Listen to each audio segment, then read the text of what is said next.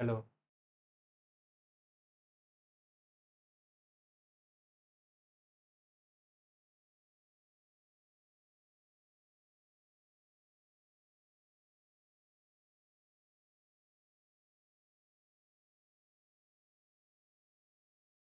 ठीक। ठीक है, आप आ जाओ घूम के ना। अगर कोई ज़्यादा दिक्कत होती तो बताइएगा ना।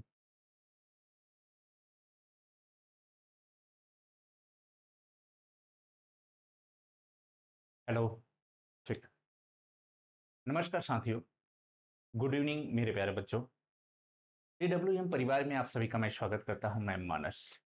मेरे प्यारे बच्चे, मेरे साथी, हम लोग बात कर रहे हैं आरो यारो सुपर बैच में पॉलिटी देख रहे हैं। और आज पॉलिटी की हम लोगों की 8वीं क्लास है। और 8वीं क्लास में आज पॉलिटी में हम लोग देखेंगे प्रेसिडेंट यानी राष्ट्रपति, उपराष्ट्रपति, प्रधानमंत्री, मंत्रिपरिषद और महान न्यायवादी।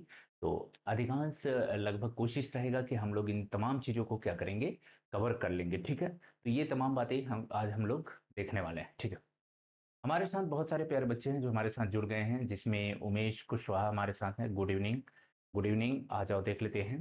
अंकिता हमारे साथ जुड़ गई हैं। विनय सागर हमारे साथ जुड़ गए हैं। जितने प्यारे बच्चे साथी हैं सभी को गुड इवनिंग, सभी को नमस्कार। ठीक है।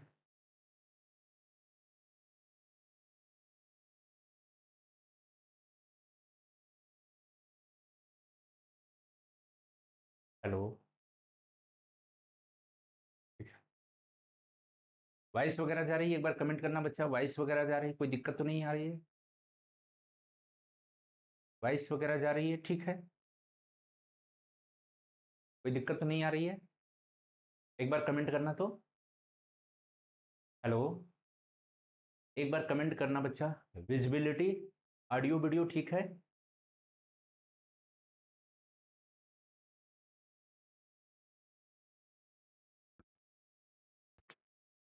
All okay sir. Okay okay, Indu कह रही हैं सब ठीक है सर।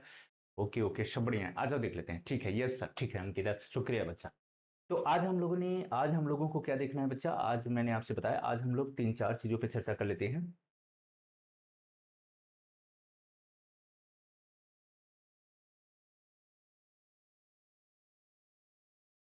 आज कई टॉपिक कवर करते हैं। ठीक है, आराम से सुनना बच्चा। ठीक है।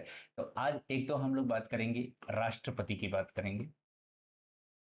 राष्ट्रपति की बात करेंगे। दूसरा टॉपिक पे हम लोग चर्चा करेंगे, उपराष्ट्रपति पे चर्चा कर लेते हैं। उपराष्ट्रपति पे चर्चा कर लेंगे। तीसरा टॉपिक हम चर्चा करेंगे, मंत्रिपरिषद पे चर्चा करेंगे। किस पे? मंत्रिपरिषद पे चर्चा कर लेंगे। चौथा हम आपसे चर्चा करेंगे, प्रधानमंत्री पे चर्चा करेंगे। प्रधानमंत्री पे चर्चा करेंगे। पांचवा हम आपसे चर्चा करेंगे उप प्रधानमंत्री पे। उप प्रधानमंत्री पे चर्चा करेंगे। इनके अलावा हम आपसे क्या चर्चा करेंगे बच्चा? महान न्यायवादी। महान न्यायवादी। ये आज हम लोगों का क्या होगा, टारगेट होगा कि आज इतने टॉपिक पे हम लोग चर्चा करने वाले हैं। ठीक है, तो एक एक टॉपिक को बहुत अच्छे से हम लोग क्या कर लेते हैं, कवर कर लेंगे कि कहानी की तरह सुनना। ठीक है। आ जाओ देख लेते हैं। सबसे पहले हम राष्ट्रपति पे चर्चा करेंगे। किस पे चर्चा करते हैं बच्चा? राष्ट्रपति पे चर्चा करेंगे। पहला टॉपिक हमारा क्या है? राष्ट्रपति। 10 मिनट में मैं पूरा राष्ट्रपति 10 से 15 मिनट में समाप्त करूंगा। बिल्कुल परेशान नहीं होना है, एकदम पेशेंस से आप मुझे ध्यान से सुनना। राष्ट्रपति हम 15 मिनट में आपका राष्ट्रपति समाप्त हो जाएगा। अगर वर्तमान में अगर हम ये देखा जाए कि राष्ट्रपति राष्ट्रपति से क्वेश्चन का क्या नेचर है, क्वेश्चन किस तरह से पूछा जा रहा है, किस तरह से चीजें हैं, तो एक कंसेप्चुअल क्वेश्चन पूछा जा रहा है। और ज्यादातर अब राष्ट्रपति को बहुत ज्यादा महत्व नहीं दिया जा रहा है उत्तर प्रदेश लोक सेवा आयोग द्वारा। तो राष्ट्रपति से अब हमें क्वेश्चन देखने के लिए नहीं मिलता, बहुत ही कम चांस होते हैं कि हमें राष्ट्रपति से क्वेश्चन देखने के लिए मिले। अगर राष्ट्रपति से हमें प्रश्न देखने के लिए मिलता है तो बहुत ही कॉमन से प्रश्न देखने के लिए मिलते हैं। बहुत ही आसानी से आपसे वो सारे प्रश्न बन जाते हैं। ठीक है, तो आसानी से वो प्रश्न बनते हैं। तो शालिनी त्रिपाठी हमारे साथ जुड़ गई हैं। आ जाओ देख लेते हैं बच्चा। तो हम बात कर लेते हैं प्रेसिडेंट्स की। सबसे पहले बात हम कर लेते हैं राष्ट्रपति की, बात कर लेते हैं राष्ट्रपति। प्रेसिडेंट्स की बात कर लेते हैं। जब हम राष्ट्रपति की बात करते हैं तो ये एक सवाल उठता है यहाँ से कि भारत में संघात्मक शासन व्यवस्था अपनाया गया है।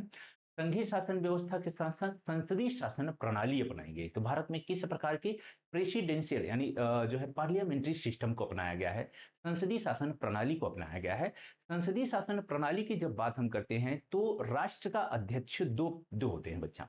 यहां से मैं आपको क्लास स्टार्ट करता हूं अपना। भारत में क्या है बच्चा, संसदीय शासन प्रणाली है। क्या है, संसदीय संसदीय शासन शासन प्रणाली है। संसदीय शासन प्रणाली में जब हम बात करते हैं तो इसमें दो प्रकार के टॉपिक का उल्लेख किया जाता है। एक तो राष्ट्रपति होता है और एक होता है बच्चा प्रधानमंत्री होता है। कौन होता है, प्रधानमंत्री होता है। तो एक राष्ट्रपति होता है, एक प्रधानमंत्री होता है। जब हम राष्ट्रपति की बात कर लेते हैं तो राष्ट्रपति की बात करते हैं तो राष्ट्रपति यहां पे बच्चा नाम मात्र का, एक तो राष्ट्र का प्रथम नागरिक होता है। राष्ट्रपति क्या होता है, राष्ट्र का प्रथम नागरिक होता है, प्रथम नागरिक होता है। राष्ट्र का अध्यक्ष होता है तो ये राष्ट्राध्यक्ष होता है, राष्ट्राध्यक्ष, इसे राष्ट्राध्यक्ष भी कहते हैं। ये इनके इसके पास वास्तविक शक्तियां नहीं होती, यह नाम मात्र की शक्तियां होती हैं। इसके पास नाम मात्र की शक्तियां होती है, नाम मात्र की शक्तियां होती हैं इसके पास, नाम मात्र की शक्तियां होती हैं। तो ये राष्ट्रपति के बारे में हम लोग चर्चा करते हैं। जबकि वास्तविक शक्तियां कहां होती हैं, प्रधानमंत्री की। तो जो पार्लियामेंट्री सिस्टम होता है उसमें दो टोपी की सरकार होती है। एक तो राष्ट्रपति जो कि राष्ट्राध्यक्ष होता है, राष्ट्र का प्रमुख होता है, लेकिन एक होता है प्रधानमंत्री जो कि सरकार का प्रमुख होता है और वास्तविक शक्तियों का निर्वहन कौन करता है, प्रधानमंत्री करता है। तो यहां हम बात करने जा रहे हैं किसकी, राष्ट्रपति की बात करेंगे। जब हम राष्ट्रपति की बात करते हैं तो बच्चा राष्ट्रपति अंग होता है। राष्ट्रपति अंग है, किसका अंग होता है, तो हमने देखा है कि राष्ट्रपति संसद का क्या होता है बच्चा, संसद का अंग होता है, संसद का हिस्सा होता है राष्ट्रपति। ठीक है, तो अब हम इसी संसद का हिस्सा होने के कारण अब हम राष्ट्रपति के बारे में चर्चा करेंगे। क्योंकि हम ये देखते हैं कि जो संघ सरकार है, केंद्र सरकार है, जितने भी कार्य करती है तो सारे कार्य राष्ट्रपति के नाम से किए जाते हैं। तो संघ केंद्र सरकार के सभी कार्य, तो जो केंद्र सरकार होती है, केंद्र सरकार सरकार के सभी कार्य जो होते हैं, सभी कार्य राष्ट्रपति के नाम से होते हैं। किसके नाम से, राष्ट्रपति, राष्ट्रपति के नाम से होते हैं। ठीक है, होते हैं। तो अब हम इसी राष्ट्रपति पे चर्चा करेंगे कि ये जो राष्ट्रपति है बच्चा, ये क्या है, राष्ट्रपति अंग होता है किसका, तो संसद का अंग होता है। तो सबसे पहले हमने राष्ट्रपति के बारे में चर्चा किया। राष्ट्रपति क्या है हमने देख लिया, यह संसद का क्या है, संसद का अभिन्न अंग होता है। संसद का अभिन्न अभिन्न अंग है, संसद का अभिन्न अंग है। तो संसद के तीन अंग होते हैं, लोकसभा, राज्यसभा और राष्ट्रपति। अब राष्ट्रपति में सबसे पहले हम बात कर लेते हैं अनुच्छेद 52। इसकी बात करेंगे बच्चा, अनुच्छेद 52 की बात करेंगे।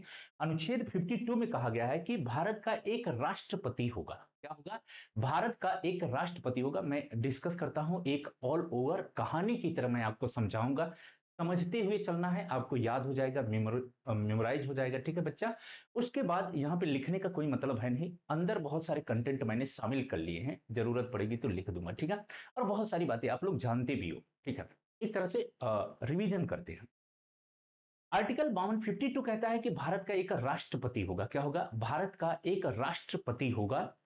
और 53 में कहा गया है कि भारत का जो राष्ट्रपति होगा, भारत का एक राष्ट्रपति होगा। 52 में 53 कहता है कि संघ की जो कार्यपालिका शक्ति है वह राष्ट्रपति में निहित होगी और राष्ट्रपति इस शक्ति का प्रयोग अपने अधीनस्थों के माध्यम से करेगा, यानी अपने विवेक से अपने अधीनस्थों के माध्यम से करेगा। बात यहां जब अधीनस्थ की आती है तो हम बात कर लेते हैं मंत्रिपरिषद की, यानी मंत्रिपरिषद की सलाह पे ही राष्ट्रपति अपने कार्यों का निर्वहन करता है। इसका अर्थ है कि राष्ट्रपति अपने कर्तव्यों के लिए किस पे निर्भर है, किस पे जो है इसकी निर्भरता है, वह है मंत्रिपरिषद पे। मंत्रिपरिषद आगे हम लोग देखेंगे। ये राष्ट्रपति के बारे में हमने चर्चा किया यहां पे। अब सवाल उठता है कि जो राष्ट्रपति है भारत का राष्ट्रपति, राष्ट्रपति का जो योग्यता, कौन व्यक्ति राष्ट्रपति बन सकता है। मान लीजिए कि हम आप में से किसी को राष्ट्रपति बनना हो, आप में से किसी को बनना हो, तो कैसे राष्ट्रपति बनोगे, तो क्या क्या आपके पास योग्यता होनी चाहिए। तो राष्ट्रपति बनने के लिए आपको क्या होना चाहिए बच्चा, राष्ट्रपति बनने के लिए आप भारत का नागरिक होना आवश्यक है, आपकी उम्र 35 वर्ष होनी चाहिए, साथ ही लोकसभा का सदस्य बनने की आप योग्यता रखते हो। लोकसभा का बिल्कुल उमेश जी बिल्कुल 53 कहते हैं संघ शक्ति निहित है, बिल्कुल। तो आप एक तो भारत का नागरिक होना चाहिए, उम्र आपकी 35 वर्ष होनी चाहिए, आप लोकसभा का सदस्य होने की योग्यता रखते हो, और साथ ही चौथी बात, किसी लाभ के पद पे आप ना हो। जैसे राष्ट्रपति, उपराष्ट्रपति, राज्यपाल, मंत्री, ये सब लाभ के पद नहीं माने जाते हैं। आप किसी लाभ के पद पे ना हो तो आप राष्ट्रपति बन सकते हैं। सपोज दैट अगर आप राष्ट्रपति बनने से पहले अगर आप किसी सदन के सदस्य हो, चाहे लोकसभा, राज्यसभा या राज्यों में विधान सभाओं के सदस्य हो, अगर आप किसी सदन के सदस्य हो तो राष्ट्रपति के बाद आपको उस सदन से सदस्यता से मुक्त कर दिया जाएगा, आपको वहां से पद त्यागना पड़ जाएगा। ठीक है, राष्ट्रपति की ये योग्यता हो। राष्ट्रपति के लिए जब आप योग्य हो गए, एलिजिबल हो गए, तो आप राष्ट्रपति का चुनाव लड़ोगे। अब राष्ट्रपति के चुनाव के लिए कुछ निर्वाचन पद्धति होती है, 56 के तहत निर्वाचन की बात की गई है, राष्ट्रपति का निर्वाचन की हम बात कर लेते हैं। तो राष्ट्रपति का अगर आपको चुनाव लड़ना है तो आप क्या करोगे। सबसे पहले राष्ट्रपति के चुनाव लड़ने के लिए आपको 15,000 रुपए की जमानत राशि देनी पड़ेगी। कितना, 15,000 रुपए। और उससे पहले आपके लिए आवश्यक हो जाता है कि 50 उम्मीदवार, आप उम्मीदवारी के लिए 50 जो है संसद सदस्य आपके प्रस्तावक होने चाहिए और 50 अनुमोदक होने चाहिए। तो यहां से क्वेश्चन पूछता है, अगर आप राष्ट्रपति का चुनाव लड़ना चाहते हैं तो आपके पक्ष में कितने लोगों का होना आवश्यक है। कम से कम 100 लोगों का होना आवश्यक है संसद के सदस्य, जिसमें 50 प्रस्तावक हों और 50 क्या हों, अनुमोदक हों। तो ये एक क्राइटेरिया पूरी कर, जैसे ये क्राइटेरिया पूरा करते हो, आप राष्ट्रपति का क्या करते हो, उम्मीदवारी की दावेदारी प्रस्तुत करते हो निर्वाचन आयोग के समय। राष्ट्रपति का जो चुनाव है वह निर्वाचन आयोग के द्वारा, भारत निर्वाचन आयोग के द्वारा यह चुनाव संपन्न कराया जाता है। यह चुनाव हर वर्ष, हर 5 वर्ष में किया जाता है। इसके बारे में देखते, आपने दावेदारी प्रस्तुत की कि हमें राष्ट्रपति का चुनाव लड़ना है, आपने ये क्राइटेरिया फुलफिल किया। अब आप जो है चुनाव लड़ते हो। जब चुनाव लड़ते हो बच्चा, तो एक होता है निर्वाचन की प्रक्रिया, निर्वाचन मंडल। निर्वाचन मंडल की बात हम कर लेते हैं। तो निर्वाचन मंडल जो होता है उसमें कौन कौन लोग शामिल होते हैं, यानी राष्ट्रपति के चुनाव में कौन कौन लोग शामिल होंगे। तो सिंपल सी बात हम करेंगे कि राष्ट्रपति के चुनाव में शामिल होंगे राज्यसभा, लोकसभा और राज्यों के विधानसभा के निर्वाचित सदस्य शामिल होंगे, मनोनीत में निर्वाचित सदस्य शामिल होंगे। साथ ही दिल्ली और पुडुचेरी के निर्वाचित सदस्य शामिल होते हैं विधानमंडल के। तो ये निर्वाचक मंडल का काम क्या होता है। तो ये जो लोग होते हैं मिलकर राष्ट्रपति का क्या करते हैं, चुनाव करते हैं। अब राष्ट्रपति के चुनाव की एक प्रक्रिया है, एक प्रोसेस है। तो राष्ट्रपति का चुनाव किस प्रक्रिया से होता है, तो राष्ट्रपति का चुनाव होता है बच्चा, एक तो गुप्त मतदान प्रणाली से होता है, दूसरा गुप्त मतदान होता है। दूसरी बात आपको ध्यान में रखना है कि यह आनुपातिक प्रतिनिधित्व पद्धति के आधार पर होता है, एकल संक्रमणी मत प्रणाली के आधार पर होता है। तो अप्रत्यक्ष रूप से होता है, कैसा होता है, अप्रत्यक्ष होता है, गुप्त होता है, समानुपाती आनुपातिक प्रतिनिधित्व पद्धति शामिल होती है, और एकल संक्रमणी मत प्रणाली पे आधारित होता है। तो ये बातें हमें ध्यान में रखना है। अब अप्रत्यक्ष एक एक को मैं एक्सप्लेन कर देता हूं। अप्रत्यक्ष का मतलब ये होता है कि जनता प्रत्यक्ष रूप से इसमें भाग नहीं लेती, बल्कि जनता के जो प्रतिनिधि हैं, चाहे वह लोकसभा के हो, चाहे राज्यसभा के या राज्यों के विधानसभा के हो, जनता के प्रतिनिधि जो निर्वाचित हैं वे राष्ट्रपति के निर्वाचन में भाग लेते हैं। इसीलिए राष्ट्रपति के चुनाव को अप्रत्यक्ष कहा जाता है। गुप्त मतदान प्रणाली का मतलब वह गुप्त तरीके से आपको मत दाना होता है, ओपन प्रणाली नहीं है, गुप्त मतदान प्रणाली इसमें अपनाई जाती है। उसके बाद आता है आनुपातिक प्रतिनिधित्व पद्धति। ये क्या होता है बच्चा, आनुपातिक प्रतिनिधित्व पद्धति का मतलब होता है कि जो राष्ट्रपति का चुनाव होता है इसमें दो लोग शामिल हो रहे हैं, एक लोकसभा और राज्यसभा के निर्वाचित सदस्य और दूसरा राज्य के विधानमंडल के निर्वाचित सदस्य। तो इन दोनों के मत मूल्य आपस में बराबर होंगे, ये बात है आनुपातिक प्रतिनिधित्व पद्धति। यानी जो संसद है, संसद के लोकसभा और राज्यसभा के जो सदस्य हैं, उनके मतों के मूल्य का जो योग होगा वह राज्य विधान मंडल के जितने सदस्य हैं उनके मतों के मूल्य के योग के बराबर होगा। इसे हम आनुपातिक पद्धति के नाम से जानते हैं। अब एक शब्द और आता है, वो है एकल संक्रमणीय मत पद्धति। एकल संक्रमणीय मत पद्धति का मतलब ये होता है कि जो राष्ट्रपति का चुनाव होता है, इसका थोड़ा सा प्रक्रिया अलग है। ये आम संसद यानी जो सांसद होते हैं या विधायक, आम चुनाव की तरह नहीं होता है। A first past the post system प्रणाली पे आधारित नहीं। इसका मतलब है कि जो सबसे ज्यादा मत पाएगा वह विजेता होगा। इसके आधार पे राष्ट्रपति या उपराष्ट्रपति का चुनाव नहीं होता, बल्कि एकल संक्रमणीय मत पद्धति पे आधारित है। इसका अर्थ यह है कि यहां पे वरीयता क्रम निर्धारित किया जाता है। जैसे मान लीजिए कि राष्ट्रपति के चुनाव के लिए एक से अधिक उम्मीदवार ए बी सी डी आपस में क्या है, एक दूसरे के विरोध में खड़े हुए हैं। एक से अधिक उम्मीदवार प्रत्याशी के रूप में खड़े हुए हैं। तो ऐसी स्थिति में आप क्या करोगे कि अगर आप मतदाता हो राष्ट्रपति के चुनाव में, तो आप अपना वरीयता क्रम निर्धारित करोगे कि आपको सबसे ज्यादा किसे पसंद करती हो, ए को, बी को, सी को, डी को, किसे सबसे ज्यादा पसंद। अगर 4 उम्मीदवार हैं तो आपको 4 मत देना पड़ेगा, कि एक नहीं कितने, 4 मत देना पड़ेगा। और उसमें आपको निर्धारित करना पड़ेगा कि हमारे लिए सबसे ज्यादा कौन वरीयता रखता है, सबसे ज्यादा हम किसे पसंद करते हैं, उसके बाद दूसरे नंबर पे कौन, तीसरे नंबर पे। इस आधार को हम क्या कहते हैं, एकल संक्रमणीय मत पद्धति कहते हैं। क्लियर? बिल्कुल बिल्कुल उमेश जी, 60 के तहत शपथ। ठीक है, आगे ये एकदम क्लियर। अब आप क्या किए कि आप राष्ट्रपति आप बन गए हो। अब क्या हो गया है बच्चा, आप राष्ट्रपति का चुनाव हुआ है और आप राष्ट्रपति हो गए।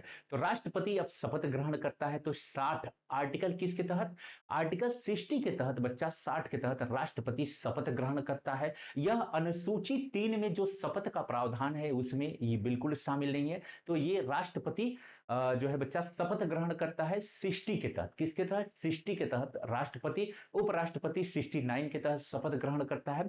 तो शपथ लेने के बाद मुख्य न्यायाधीश के समक्ष वह शपथ दिलाता है राष्ट्रपति को। उसके बाद वह राष्ट्रपति पद पे धारण हो गया। राष्ट्रपति पद पे धारण करने के बाद अब सवाल उठता है कि क्या राष्ट्रपति कितने समय तक का, कितने कार्यकाल के लिए वो अपने पद पे बना रहेगा। तो अगर कार्यकाल की बात किया जाए बच्चा, तो कार्यकाल राष्ट्रपति का सामान्यतः कार्यकाल 5 वर्ष होता है। कितना होता है, 5 वर्ष सामान्य रूप से उसका कार्यकाल निर्धारित किया गया है कि राष्ट्रपति 5 वर्ष तक अपने पद पे बना रहेगा। और वह जिस दिन शपथ ग्रहण करता है उस दिन से 5 वर्ष निर्धारित किया जाता है। तो अगर 5 वर्ष तक, लेकिन अगर राष्ट्रपति किसी कारणवश अपना पद त्यागना चाहता है, अपना पद छोड़ना चाहता है, तो यह अपना त्याग पत्र किसे देगा, हस्ताक्षर के साथ, लिखित रूप में उस पे हस्ताक्षर के साथ वह अपना त्याग पत्र किसे देगा, उपराष्ट्रपति को देगा। और जैसे ही वह अपना त्याग पत्र उपराष्ट्रपति को देगा, इसकी सूचना तुरंत उपराष्ट्रपति लोकसभा के अध्यक्ष को देगा। इसकी सूचना, इसकी सूचना लोकसभा के अध्यक्ष को देगा। ठीक है, मान लीजिए कि राष्ट्रपति त्याग पत्र नहीं देता है। अगर राष्ट्रपति को उसके पद से हमें हटाना है, तो ऐसी स्थिति में राष्ट्रपति को उसके पद से हटाने के लिए क्या होगा बच्चा, कि एक महाभियोग की प्रक्रिया है। 61 के तहत वह उसे उसके पद से हटाने की प्रक्रिया की बात की गई है, आर्टिकल है।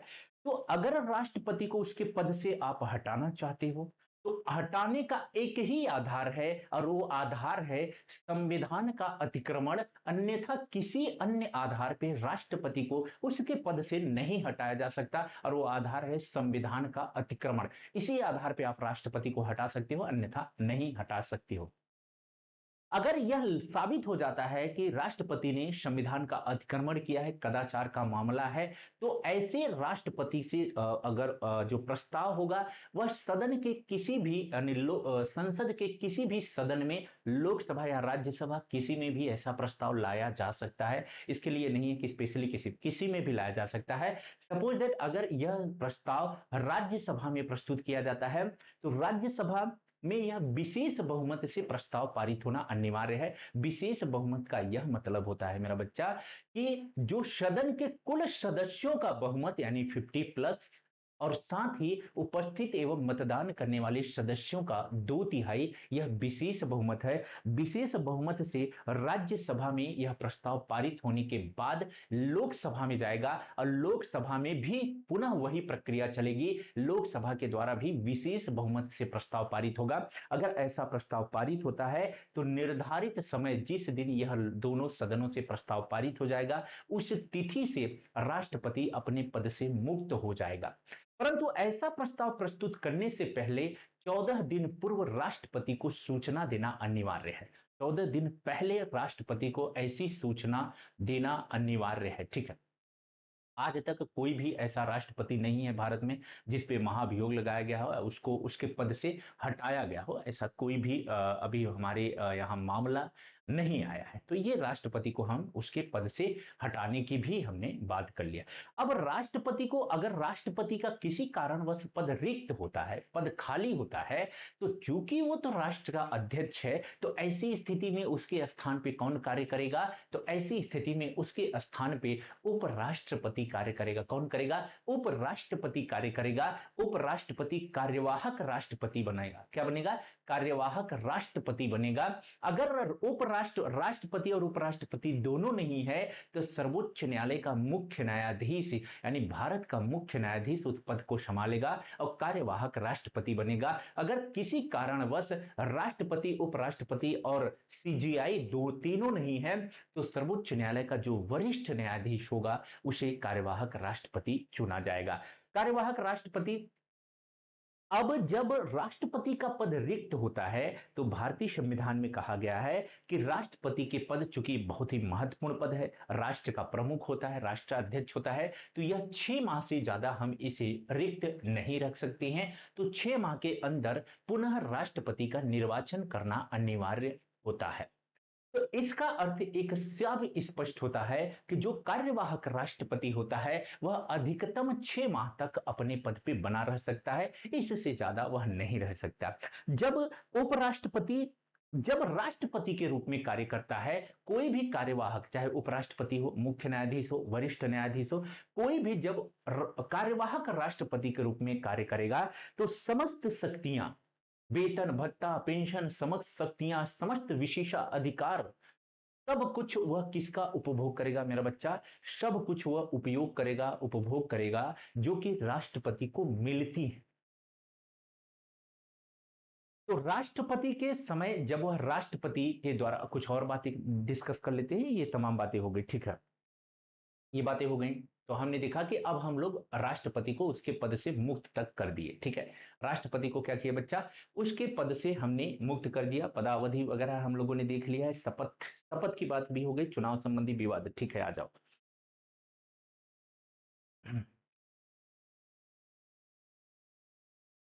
अब राष्ट्रपति, अगर मान लीजिए कि राष्ट्रपति का चुनाव हो गया, सब कुछ हो गया। अच्छा, एक चीज मैं और अगर राष्ट्रपति के चुनाव से संबंधित अगर विवाद होता है, कोई भी विवाद 71 के तहत अगर विवाद होता है तो इस विवाद का मामला अंततः कौन देखेगा? तो सर्वोच्च न्यायालय देखेगा।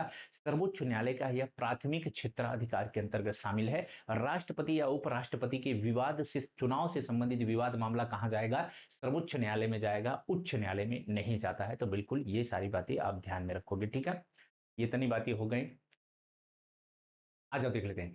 अब हम राष्ट्रपति के शक्तियों पे एक एक नजर डाल लेते हैं कि राष्ट्रपति की क्या क्या शक्तियां हो सकती हैं, राष्ट्रपति के कौन कौन से कार्य हो सकते हैं, इस पे एक नजर डाल लेते हैं।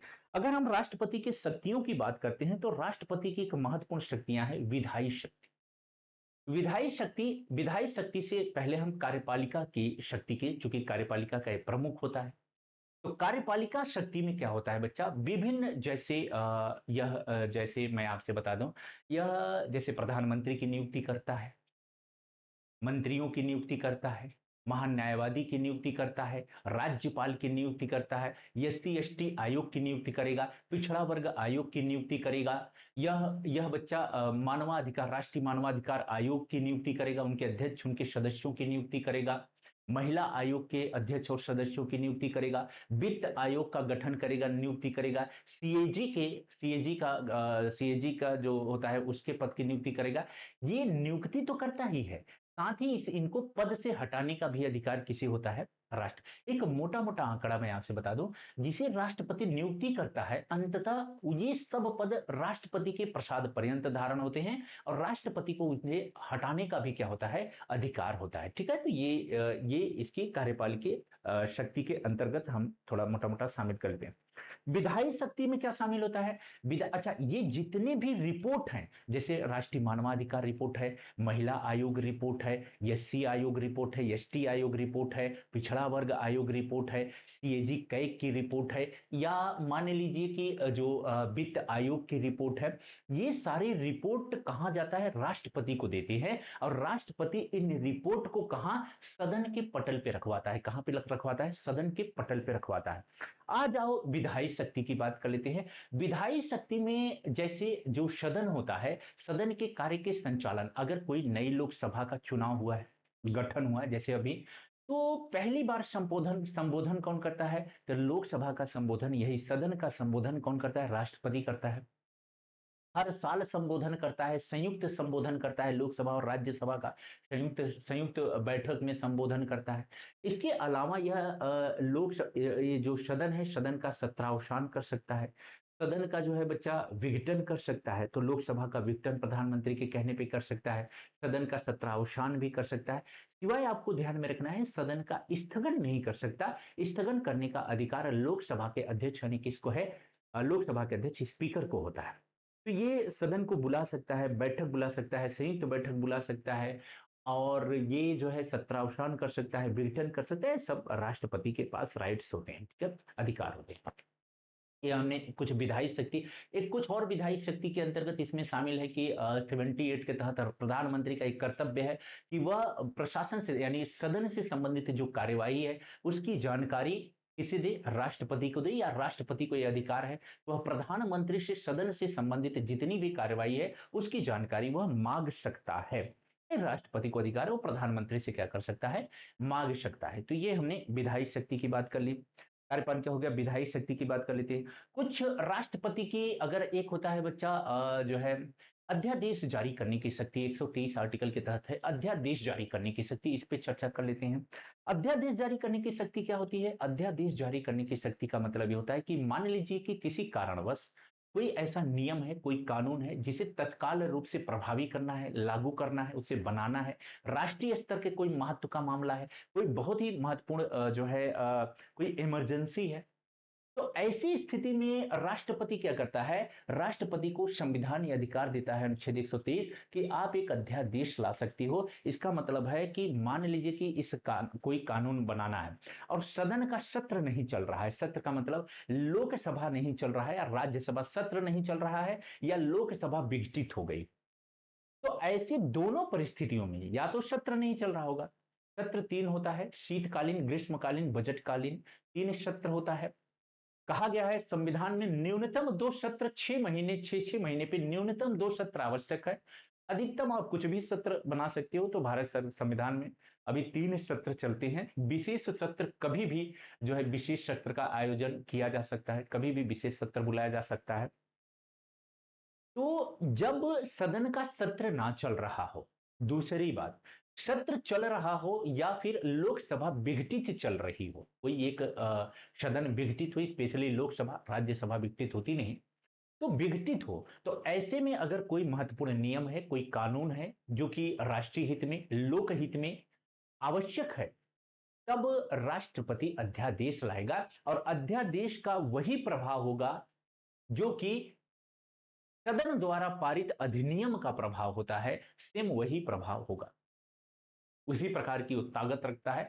लेकिन जब सदन सत्र में चलेगा तो अध्यादेश को सदन में प्रस्तुत किया जाएगा, अगर सदन दोबारा उसे पारित करती है तो वह नियम बनेगा, अगर नहीं पारित करती है तो वह अध्यादेश समाप्त हो जाता है। ये तो राष्ट्रपति के अध्यादेश जारी करने की शक्ति है। राष्ट्रपति का जो पद होता है एक अर्ध न्यायिक पद भी होता है, अर्ध न्यायिक पद भी होता है। इसका मतलब राष्ट्रपति को क्षमादान की शक्ति भी प्राप्त है। क्या है बच्चा? क्षमादान की शक्ति भी राष्ट्रपति को प्राप्त है। तो राष्ट्रपति किसी भी मामले में, कोई भी अपराध है, कोई भी चीज है, तो यह किसी भी मामले को वह क्षमा कर सकता है, किसी भी अपराध को क्षमा कर सकता है, अपराध की प्रकृति को बदल सकता है, किसी को कठोर कारावास है तो सामान्य कारावास में बदल सकता है। अपराध को पूरी तरह से अपराध की प्रकृति भी बदल सकता है, कम अपराध को कम ज्यादा भी कर सकता है। किसी को मृत्यु दंड दिया गया है तो उसे कारावास में कन्वर्ट कर सकता है। परिस्थिति के अनुसार मान लीजिए कि कोई महिला है, गर्भवती महिला है, अगर उसे कठोर कारावास दिया गया है, गर्भवती महिला, तो उसे वह सामान्य जो है कारावास में कन्वर्ट कर सकता है या अपराध में कमी कर सकता है। किसी कोई गर्भवती महिला है, कोई विशेष ऐसा बच्चा है, कोई भी व्यक्ति हो जो जिसे जो है 10 साल की सजा हो, 5 साल की, तो उस सजा को भी कम कर सकता है। तो कुल मिलाकर राष्ट्रपति को क्षमा दान की शक्ति प्राप्त है। मृत्यु से संबंधित अगर मृत्यु दंड दिया गया है तब भी राष्ट्रपति को यह अधिकार है कि वह ऐसे मृत्यु दंड को क्षमा कर सकता है। इसके अलावा राष्ट्रपति की एक होता है आपातकालीन शक्तियां। क्या होती है? राष्ट्रपति की आपातकालीन शक्तियां होती हैं। आपातकालीन शक्तियों की बात किया जाए तो राष्ट्रपति जो होता है वह अनुच्छेद 352, आपातकालीन शक्तियां आप जानते भी हो कहां से लिया गया है, जर्मनी से लिया गया है। और वित्तीय आपात कहां से? अमेरिका से लिया गया है। 352 के तहत राष्ट्रपति को क्या है? राष्ट्रीय आपातकाल की घोषणा कर सकता है। वह राष्ट्रपति जो है युद्ध के समय, युद्ध हो, वायु आक्रमण हो या सशस्त्र विद्रोह, तीन आधारों पे तीन आधारों पे वह राष्ट्रीय आपात की घोषणा कर सकता है। पूरे राज्य में, पूरे देश में वह राष्ट्रीय आपात लगा सकता है या किसी पार्टिकुलर क्षेत्र में राष्ट्रीय आपात लगा सकता है। राष्ट्रीय आपात का आधार मैंने तीन बताया, युद्ध है, वायु आक्रमण है या सशस्त्र विद्रोह के आधार पर हुआ। सशस्त्र विद्रोह शब्द को 44 संविधान संशोधन 1978 में जोड़ा गया था। इससे पहले यहाँ पे केवल शांति रूप में विद्रोह की बात थी। आंतरिक विद्रोह शब्द का इस्तेमाल किया गया था। आंतरिक विद्रोह, तो ये डिफाइन नहीं था आंतरिक विद्रोह का मतलब किस प्रकार का विद्रोह।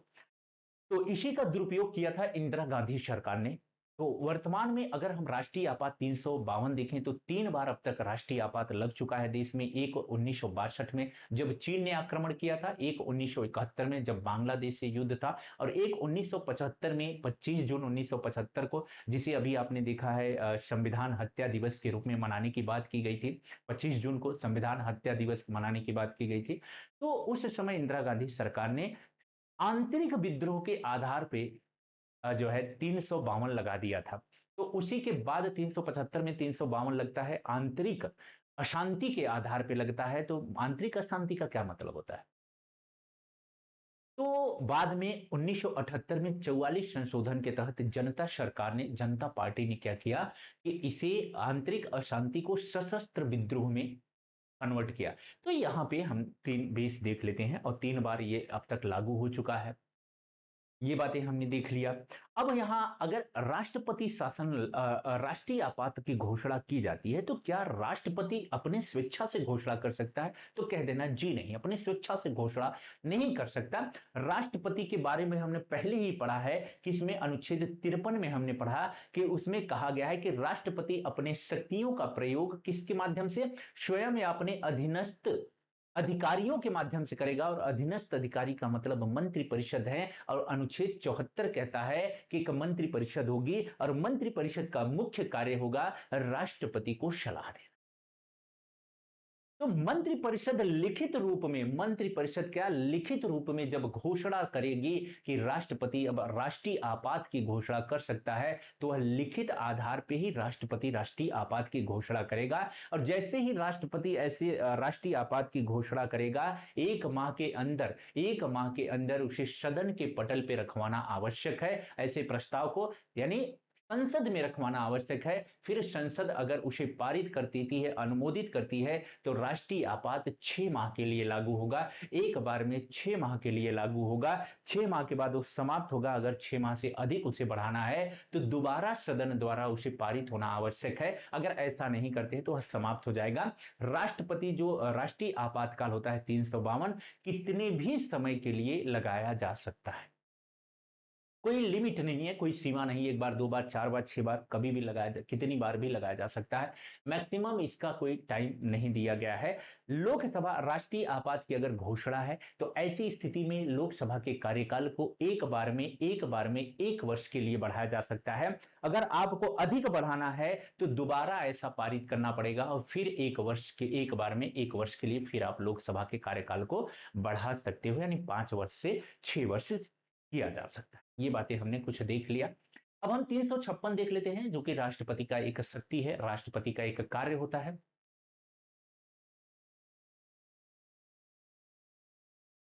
बिल्कुल बिल्कुल बच्चा, बिल्कुल सलाह के अकॉर्डिंग कार्य करेगा, बिल्कुल निश्चित बच्चा। तो ये बात हमने यहां से देख लिया। अब राष्ट्रपति जो है, अब क्या करता है कि इतना मुझे टेंशन रहता है ना कि धीरे धीरे सर में मेरे, पता नहीं क्यों मेरा बच्चा पता है 24 घंटे पेन रहता है, 24 घंटे सर में एक हेडक टाइप का दर्द बना रहता है, एकदम जैसे जो भी चीजें रीजन हो, लेकिन पेन हमेशा सर में, दर्द में बना रहता है सर में। आ जाओ देखते हैं, तो फिर राष्ट्रपति की जब बात करते हैं ना, राष्ट्रपति की जब हम बात करते हैं तो अब हम 356 की बात कर लेते हैं। 356 में क्या होता है? 356 ये राष्ट्रपति शासन की बात करता है। राष्ट्रपति शासन का आधार क्या होता है? राष्ट्रपति शासन का आधार है संविधान का अतिक्रमण। अगर राष्ट्रपति शासन राज्यों में लगाया जाता है, अगर राज्य सरकारें संविधान का अतिक्रमण करती हैं, इसका मतलब ये होता है कि अगर वो संविधान के अनुसार कार्य नहीं कर रही हैं, संविधान का उल्लंघन कर रही हैं, तो ऐसी स्थिति में राज्यपाल के अनुशंसा पे राष्ट्रपति ऐसे राज्यों में क्या लगा सकता है? राष्ट्रपति शासन लगा सकता है। भारत में 356 का सबसे ज्यादा दुरुपयोग किया गया।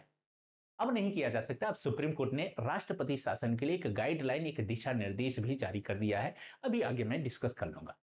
तो राष्ट्रपति, राज्यपाल की अनुशंसा पे राष्ट्रपति राज्यों में राष्ट्रपति शासन लगा सकता है। अगर वह ऐसा शासन लगाता है तो जैसे ही किसी भी राज्य में राष्ट्रपति शासन लगेगा, वैसे ऐसे लगने के बाद यह प्रस्ताव जैसे ही पारित होगा, इस प्रस्ताव को सदन यानी संसद में रखा जाएगा। 2 महीने के अंदर प्रस्ताव पारित होना आवश्यक है। अगर प्रस्ताव पारित होता है तो एक बार में 6 माह के लिए लगाया जा सकता है। और अधिकतम अधिकतम राष्ट्रपति शासन 3 वर्ष से ज्यादा नहीं लगाया जा सकता किसी भी राज्य में। जब कहीं भी राष्ट्रपति शासन लगता है तो वहां की जो विधायिका होती है, राज्य की जो विधानसभा होती है, वह निलंबित हो जाती है। और विधानसभा की सारी शक्तियां किसके पास आ जाती हैं? केंद्र के पास आ जाती हैं। तो केंद्र सरकार राज्यपाल के माध्यम से ऐसे राज्यों में शासन निर्धारित करता है, शासन करता है। ये बातें हमने इसके बारे में देख लिया। तो अधिकतम 3 वर्ष तक ये पॉसिबल है। अब आ जाओ हम बात कर लेते हैं किसकी, अच्छा इसके बारे में सुप्रीम कोर्ट के गाइडलाइन। सुप्रीम कोर्ट ने एक गाइडलाइन जारी किया है राष्ट्रपति शासन को लेके, कि कहा है कि राष्ट्रपति शासन एक तो आपका अंतिम हथियार या अंतिम विकल्प होना चाहिए। दूसरी बात उसने एक साफ साफ कहा है कि अगर राष्ट्रपति शासन कब लागू होगा? जब राष्ट्रपति को यह ज्ञात हो, राष्ट्रपति को यह विश्वास हो जाए कि ऐसे राज्य ने संविधान का अतिक्रमण किया है, संविधान का उल्लंघन किया है, ऐसे राज्य में संविधान के अनुसार कार्य नहीं किया जा रहा है, यह उसे विश्वास हो जाए। अब विश्वास का मतलब ये नहीं होता राष्ट्रपति अपने से कह दे कि हाँ मुझे विश्वास हो गया कि उत्तर प्रदेश में सही कार्य नहीं होता है, राष्ट्रपति शासन लगाओ, ऐसा थोड़ी होता है। राष्ट्रपति का जो विश्वास है, सुप्रीम कोर्ट कहता है कि आपके कहने से विश्वास नहीं होता, कहना होना चाहिए, आपको तर्क देना पड़ेगा। राष्ट्रपति शासन अगर लगाते हो तो वह तर्क संगत होना चाहिए, युक्त युक्त होना चाहिए। वह क्या होना चाहिए? उसके सारे रीजंस होने चाहिए, उसके कारण होने चाहिए। अनावश्यक आप नहीं लगा सकते। अगर आप उसके कारण सिद्ध करने में असफल होते हो तो सुप्रीम कोर्ट कहता है, ऐसे में सुप्रीम कोर्ट को राइट है कि जहां पे आप राष्ट्रपति शासन लगाए हो उस राज्य की विधानमंडल को सुप्रीम कोर्ट बहाल कर देगा।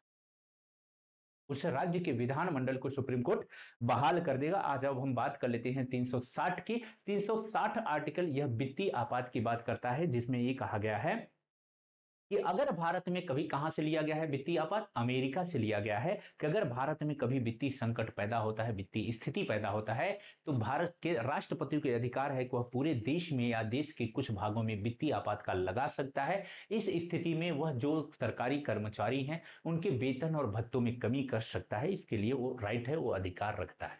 सिर्फ सर्वोच्च न्यायालय या उच्च न्यायालय के जो न्यायाधीश होते हैं, मुख्य न्यायाधीश या अन्य न्यायाधीश, उनके वेतन और भत्ते में कमी करने का एक ही जगह संसद को राइट दिया गया है, अन्यथा संसद कभी कमी नहीं कर सकती, वो है वित्तीय आपात। अब तक भारत में कौन सा एक राष्ट्रीय आपात ऐसा है जो आज तक नहीं लागू हुआ है? वो है वित्तीय आपात। एक बार भी लागू भारत में नहीं हुआ है, आने वाले समय में भी वित्तीय आपात लागू नहीं होगा, ये बात। अब आइए हम बात कर लेते हैं, भारत जो है राष्ट्रपति जो होता है तीनों सेनाओं का प्रमुख भी होता है। तीनों सेनाओं का क्या होता है बच्चा? कमांडर भी होता है, हेड भी होता है। ठीक है, क्षमादान हो गया, ये सारी शक्तियां राष्ट्रपति की हो गई। ठीक है, आपातकालीन।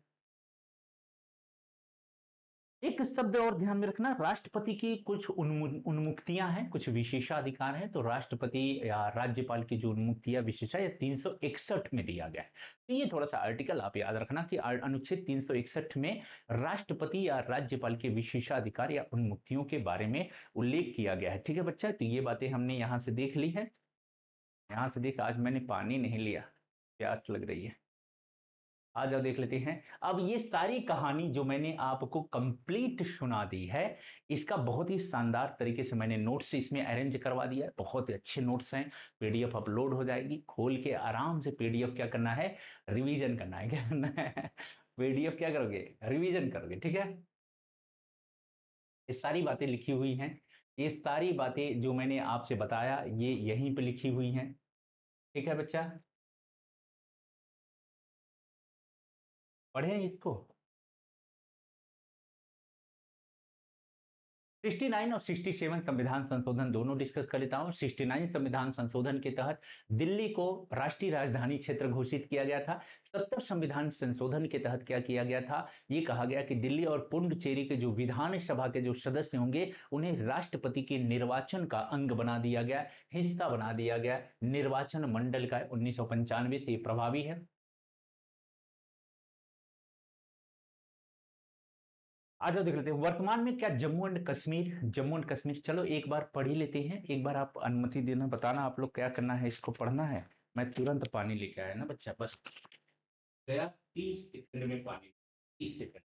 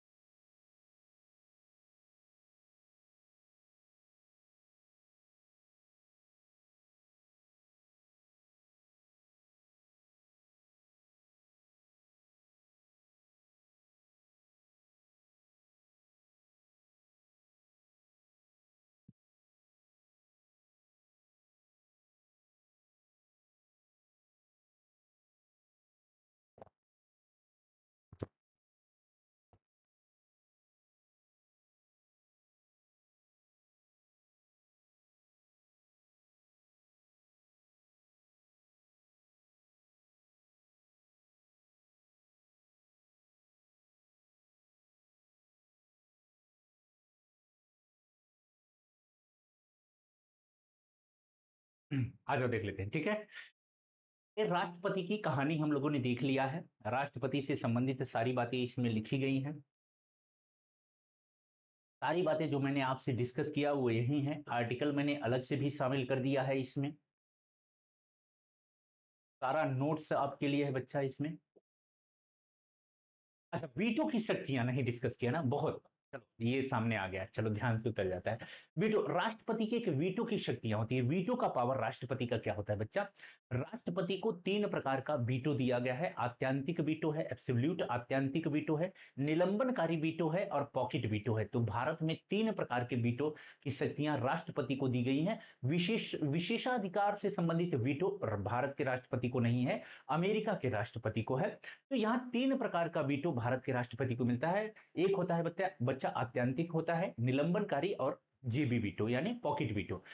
तो आत्यांतिक वीटो में क्या होता है, इसमें जैसे राष्ट्रपति के पास हमने ये देखा है कि जो भी जो विधेयक होता है सदन के द्वारा पारित किया जाता है, पारित करने के बाद राष्ट्रपति के पास पहुंचता है, तो राष्ट्रपति आत्यांतिक वीटो के तहत क्या करता है, उसे अपने पास रख लेता है। यानी जब उस पे किसी भी प्रकार की अनुमति ना दे, क्या बच्चा, जब उस पे किसी भी प्रकार की जब वो अनुमति नहीं देता तो वह किस प्रकार का वीटो हो जाता है बच्चा, अनुमति नहीं देता तो आत्यांतिक वीटो के अंतर्गत शामिल हो जाता है, अनुमति ही नहीं देता। आत्यंतिक वीटो। निलंबनकारी का मतलब यह होता है कि जब वह पुनर्विचार के लिए वापिस भेज देता है। जैसे उसके पास विधेयक आया कि आप इस पे हस्ताक्षर कर दीजिए, संसद ने पारित करके भेज दिया, लेकिन राष्ट्रपति को लगता है कि इस विधेयक में कुछ ऐसे मामला है जो कि राष्ट्रीय हित के विरुद्ध है, राज्यों के विरुद्ध है, लोगों के हितों में नहीं है, या राष्ट्रपति को लगता है कि यह विधेयक संसद द्वारा जल्दबाजी में पारित किया गया है, इस विधेयक पे पर्याप्त चर्चा नहीं की गई है, तो वह उसे अधिकार है कि वह निलंबनकारी वीटो का प्रयोग करे, यानी उसे पुनर्विचार के लिए सदन के पास भेज देता है। तो सदन के पास जब पुनर्विचार के लिए जाता है कोई भी विधेयक, तो वह हाईलाइट होता है, मीडिया में आता है, लोगों के सामने आता है, सदन उस पर सतर्क होती है कि ऐसी क्या बात है कि इस विधेयक में क्या कि दोबारा राष्ट्रपति ने पुनर्विचार के लिए भेजा है, तो उस पर थोड़ा सा एक्टिव हो जाता है।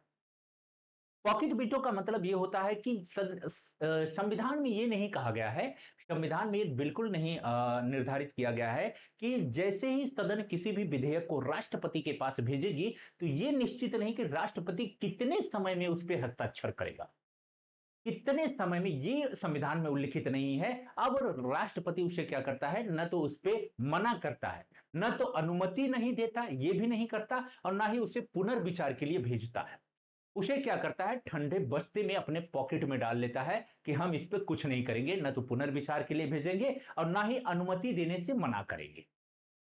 तो दोनों बातों नहीं करता, तो वो क्या करता है, अपने जेब में डाल लेता है। इसी को कहते हैं पॉकेट वीटो। ये राष्ट्रपति की क्या है, तीनों शक्तियां हैं। विशेषित वीटो, हाँ बिल्कुल निश्चित बच्चा, जो विशेषित होता है वो भारत में राष्ट्रपति को नहीं प्राप्त है। वह किसे प्राप्त है, वह अमेरिका के राष्ट्रपति को विशेषित वीटो है। तो वो ये भारत में भारत के राष्ट्रपति को प्राप्त नहीं। तो एब्सोल्यूट वीटो वगैरह ये सारी राष्ट्रपति की सारी वीटो से संबंधित बातें ये शामिल है। निलंबनकारी वीटो हो गया, ये एक लाइन इसमें शामिल है बच्चा, एक एक बातें इसमें शामिल कर दिया हूं मैं, सारी बातें हैं। निलंबनकारी वीटो है, कब कब हुआ है, किस सरकार के द्वारा किया गया है, आ जाओ देख लेते हैं।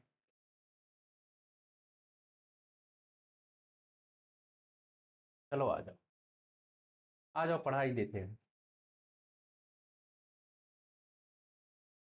ये चीजें एक बार आप लोग कमेंट करो, ये चीजें पढ़ाएं कि आगे बढ़ते हैं, डिस्कशन कर लेते हैं। चलो डिस्कस कर लेते हैं, फिर लगेगा तो कल पढ़ा देंगे, ठीक है।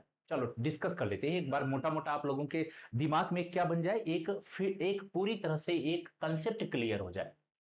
ठीक है, अभी हम लोगों ने राष्ट्रपति देख लिया, तो हमने 4 टारगेट लिया है आज। अब हम उपराष्ट्रपति के बारे में चर्चा करते हैं। किस बात के बारे में, उपराष्ट्रपति के बारे में चर्चा करेंगे, ठीक है। अध्या कह रही हैं कि सर जी सर पढ़ा देना है, डिस्कस कर लीजिए। सुनील चौबे डिस्कस कर लीजिए, ठीक है, कर लेंगे कर लेंगे, हर एक चीजें कर लेंगे। एक एक लाइन से यहां से क्वेश्चन आएगा, एक एक लाइन से, कुछ भी ऐसा नहीं शामिल है जो आपके एग्जाम से हटके हो। चलो आ जाओ। राष्ट्रपति आपका कंप्लीट होता है। अब हम बात कर लेते हैं उपराष्ट्रपति की। किसकी बात कर लेते हैं बच्चा, उपराष्ट्रपति की बात करेंगे, ठीक है।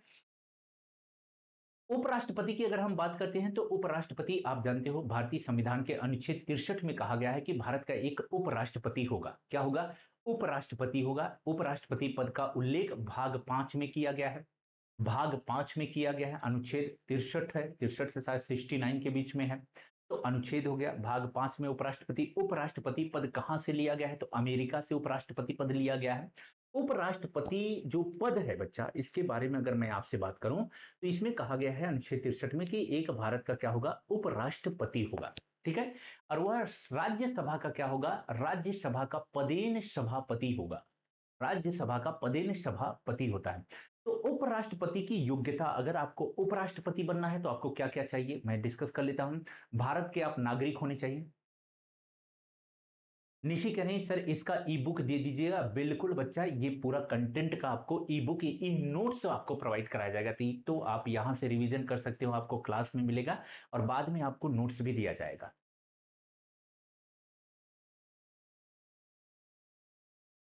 यूएसए से लिया गया, बिल्कुल निशी बच्चा, बिल्कुल यूएसए से ही लिया गया है। आ जाओ आगे देख।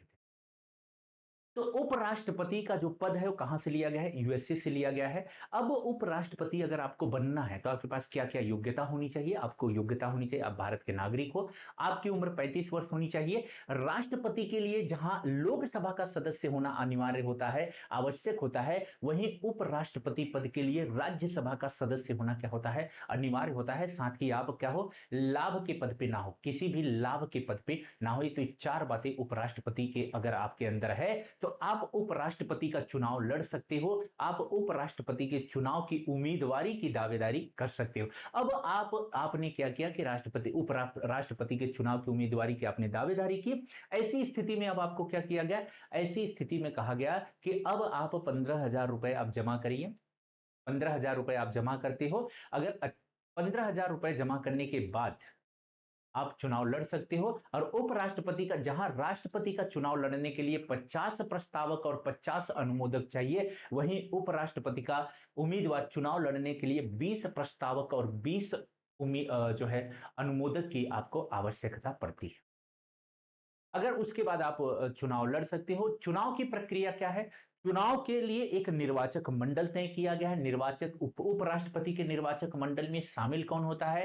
तो उपराष्ट्रपति के निर्वाचन में लोकसभा और राज्यसभा के सभी सदस्य शामिल होते हैं, यानी उसमें निर्वाचित और मनोनीत दोनों सदस्य शामिल।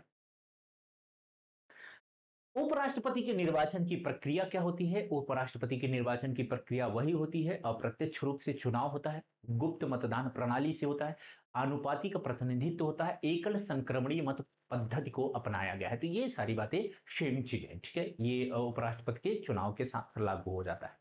अब जब आप उपराष्ट्रपति का चुनाव लड़ते हो, तो उपराष्ट्रपति बनने के बाद अगर कुछ चुनाव से संबंधित कोई विवाद होता है, कोई झगड़ा होता है, कहीं पे ट्रांसपेरेंसी में कमी आती है, तो ये मामला कौन देखता है? सुप्रीम कोर्ट देखता है, वही तय करता है।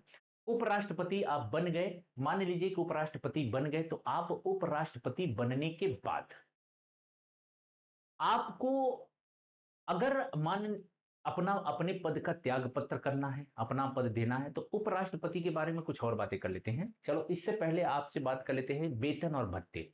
यहां से क्वेश्चन आता है कि उपराष्ट्रपति को क्या उपराष्ट्रपति के रूप में वेतन और भत्ते पेंशन मिलते हैं? तो जी नहीं। उपराष्ट्रपति का एक ऐसा पद होता है जिसे कोई भी उपराष्ट्रपति के रूप में कोई वेतन भत्ता और पेंशन नहीं मिलता। उपराष्ट्रपति को राज्यसभा का सभापति होने के नाते उसे वेतन भत्ते पेंशन दिए जाते, तो सभापति के रूप की वजह से दिए जाते हैं।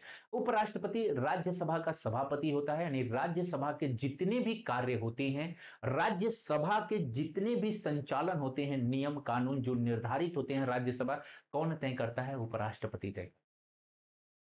उपराष्ट्रपति ये सब निर्धारित करता है। आ जाओ कुछ बातें चर्चा कर लेते हैं। अगर उपराष्ट्रपति को अपने पद से त्याग पत्र देना है, उस मन भर गया कि अब हम बहुत हो गए, अब धनखड़ साहब कहें कि अब मुझे नहीं रहना है, उपराष्ट्रपति नहीं बनना है, अपने त्याग पत्र देना है, तो क्या करेंगे? राष्ट्रपति को लिखित और हस्ताक्षरित रूप से त्याग पत्र देंगे। किसे देंगे? राष्ट्रपति को देंगे, पहली बात। दूसरी बात, अगर मान लीजिए कि उपराष्ट्रपति को उनके पद से हटाना हो, तो आधार क्या है? हमने कहा कि अगर आपको, बहुत ध्यान से सुना, राष्ट्रपति को उसके पद से हटाने के लिए आधार है कि वह संविधान का अतिक्रमण किया। तो उपराष्ट्रपति को अगर उसके पद से हटाना हो, तो क्या यह संविधान का अतिक्रमण किया है? अतिक्रमण हटाया? जी नहीं, ऐसा बिल्कुल नहीं है। राष्ट्रपति का उसके पद से हटाने के लिए एक ही महाभियोग लगता है, एक ही आधार है, वो संविधान का अतिक्रमण है। लेकिन उपराष्ट्रपति को अगर उसके पद से हटाना है, तो कोई भी आधार हो सकता है, कुछ भी आधार हो सकता है। और ये आधार कौन तय करेगा? ये आधार राज्यसभा तय करेगी। तो उपराष्ट्रपति को उसके पद से हटाने का जो प्रस्ताव है, वह केवल और केवल राज्यसभा में प्रस्तुत किया जाएगा। कहां? केवल और केवल राज्यसभा में प्रस्तुत किया जाएगा। और ऐसे प्रस्ताव को राज्यसभा बहुमत से अगर पारित कर देती है, बहुमत का मतलब होता है कुल सदस्यों के आधे से अधिक सदस्य अगर सहमति जताते हैं कि हमें ये उपराष्ट्रपति नहीं चाहिए, हम हटाते हैं। रमेश बिंद, जय हिंद गुरुदेव, जय हिंद डियर। सॉरी लेट हो गए, विशेष। आ जाओ, कोई बात नहीं। तो कहानी तो खत्म हो गई। रिकॉर्डेड सुन लेना, ठीक है? तो राज्यसभा में ही ऐसा प्रस्ताव लाया जाएगा, और राज्यसभा ऐसे प्रस्ताव को विशेष बहुमत से क्या करेगी? पारित, विशेष बहुमत नहीं, बहुमत से पारित करेगी।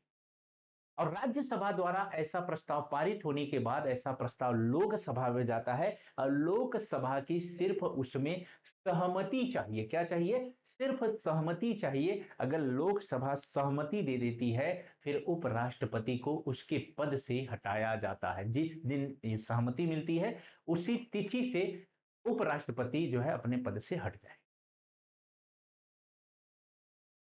उपराष्ट्रपति के शपथ की बात की किस में की गई है? तो 69 में, अनुच्छेद 69 उपराष्ट्रपति के शपथ की बात करता है। 69। उपराष्ट्रपति के अगर कार्यों की बात किया जाए, तो उपराष्ट्रपति का कार्य क्या है, ये पद क्यों शामिल किया गया? विशेष वजह से शामिल किया गया। उपराष्ट्रपति जो होता है, वह उपराष्ट्रपति के रूप में उसका कोई कार्य नहीं। उपराष्ट्रपति के रूप में उसका कोई कार्य नहीं। उसका मुख्य कार्य होता है सभापति के रूप में। वह राज्यसभा का पदेन सभापति होता है, तो वह मुख्य कार्य सभापतित्व के रूप में करता है। तो वो राज्यसभा का पूरा जो संचालन होता है, वह किसके निर्देशानुसार होता है? तो वह राज्यसभा के सभापति यानी उपराष्ट्रपति के निर्देशानुसार होता है। उपराष्ट्रपति का मुख्य रूप से कार्य होता है कि जब अनुच्छेद 65 कहता है कि यह एक कार्यवाहक राष्ट्रपति का कार्य करेगा। उपराष्ट्रपति क्या होता है? जब कार्यवाहक राष्ट्रपति के रूप में कार्य करता है। हमने कहा कि किसी कारणवश अगर राष्ट्रपति का पद रिक्त होता है, तो उस पद की रिक्तता को भरने के लिए सबसे ज्यादा आवश्यक है कि वह उपराष्ट्रपति क्या होता है, उसे कार्यवाहक राष्ट्रपति बनाया जाता है। और जब एक उपराष्ट्रपति कार्यवाहक राष्ट्रपति बनता है, अनुच्छेद किसके तहत बनता है बताना तो? 65। बहुत ही इंपॉर्टेंट आर्टिकल है, बहुत ही इंपॉर्टेंट। कार्यवाहक राष्ट्रपति किस? अनुच्छेद 65। तो कार्यवाहक राष्ट्रपति के रूप में उसे नियुक्ति की जाती है। उसके बाद क्या कहानी होती है कि जैसे ही वह कार्यवाहक राष्ट्रपति का पद धारण करता है, वैसे ही राष्ट्रपति की समस्त शक्तियां किसमें निहित हो जाती हैं? उपराष्ट्रपति में निहित हो जाती हैं। और उपराष्ट्रपति के द्वारा किया गया प्रत्येक कार्य की वो उसी प्रकार मान्य होगा, उसी प्रकार प्रभाव होगा जैसे राष्ट्रपति के कार्यों का प्रभाव होता है। जब उपराष्ट्रपति उस पद से हटता है, कार्यवाहक राष्ट्रपति के पद से हटता है, तो उसके द्वारा किए गए कृत्य अमान्य कभी नहीं होंगे, वो सर्वदा मान्य होंगे। ये बात याद रखना। एक चीज और दिमाग में आ गई तो मैं अभी बता देता हूं। राष्ट्रपति का जो निर्वाचन मंडल होता है और उपराष्ट्रपति का जो निर्वाचन मंडल होता है, किसी कारणवश अगर कोई सदस्य शामिल नहीं है, किसी राज्य की विधान जो विधायिका है वह भंग चल रही है, कोई अन्य कारण है, तो इस आधार पे चुनाव में कोई परेशानी नहीं होती। तो इस आधार पे चुनाव को न तो चुनौती दी जा सकती है और ना ही चुनाव को टाला जा सकता। कोई दिक्कत नहीं होती। भंग है, भंग है। तो निर्वाचक मंडल अगर अपूर्ण है, तो इस आधार पे चुनाव को स्थगित नहीं किया जा सकता। चुनाव होगा, ठीक है। तो उपराष्ट्रपति का हमने कार्य देख लिया। और जो उपराष्ट्रपति होता है, कार्यवाहक राष्ट्रपति होता है, जब वह तो मैक्सिमम वह 6 माह तक रह सकता है। अधिकतम कार्यवाहक राष्ट्रपति का पद 6 माह तक होता है, क्योंकि कहा गया है कि जो राष्ट्रपति का पद है यह 6 माह से अधिक नहीं हो सकता। 6 माह के अंदर राष्ट्रपति का पुनः निर्वाचन अनिवार्य हो जाता है। उपराष्ट्रपति या राष्ट्रपति के पदों की संख्या की बात किया जाए, कार्यकाल, तो कई कार्यकाल के लिए ये चुने जा सकते हैं। राष्ट्रपति एक से अधिक बार चुना जा सकता है, एक ही व्यक्ति। उपराष्ट्रपति भी वो एक से अधिक बार चुना जा सकता है। भारत में कोई इसकी लिमिट नहीं है, सीमा नहीं है। अमेरिका में है। अमेरिका में कोई भी व्यक्ति 2 बार से अधिक राष्ट्रपति नहीं बन सकता, लेकिन भारत में ऐसा नहीं है। कोई भी व्यक्ति 2 से अधिक बार राष्ट्रपति या उपराष्ट्रपति बन सकता है। तो हम लोगों ने उपराष्ट्रपति के बारे में कुछ चर्चा कर लिया, कुछ महत्वपूर्ण चीजों पे एक नजर डाल लिया, ठीक है। कई बातें हमने देख ली, उपराष्ट्रपति एक मोटा मोटा हो गया। अब आ जाओ हम बात कर लेते हैं मंत्रिपरिषद की। किसकी बात कर लेते हैं? मंत्रिपरिषद की बात कर लेते हैं।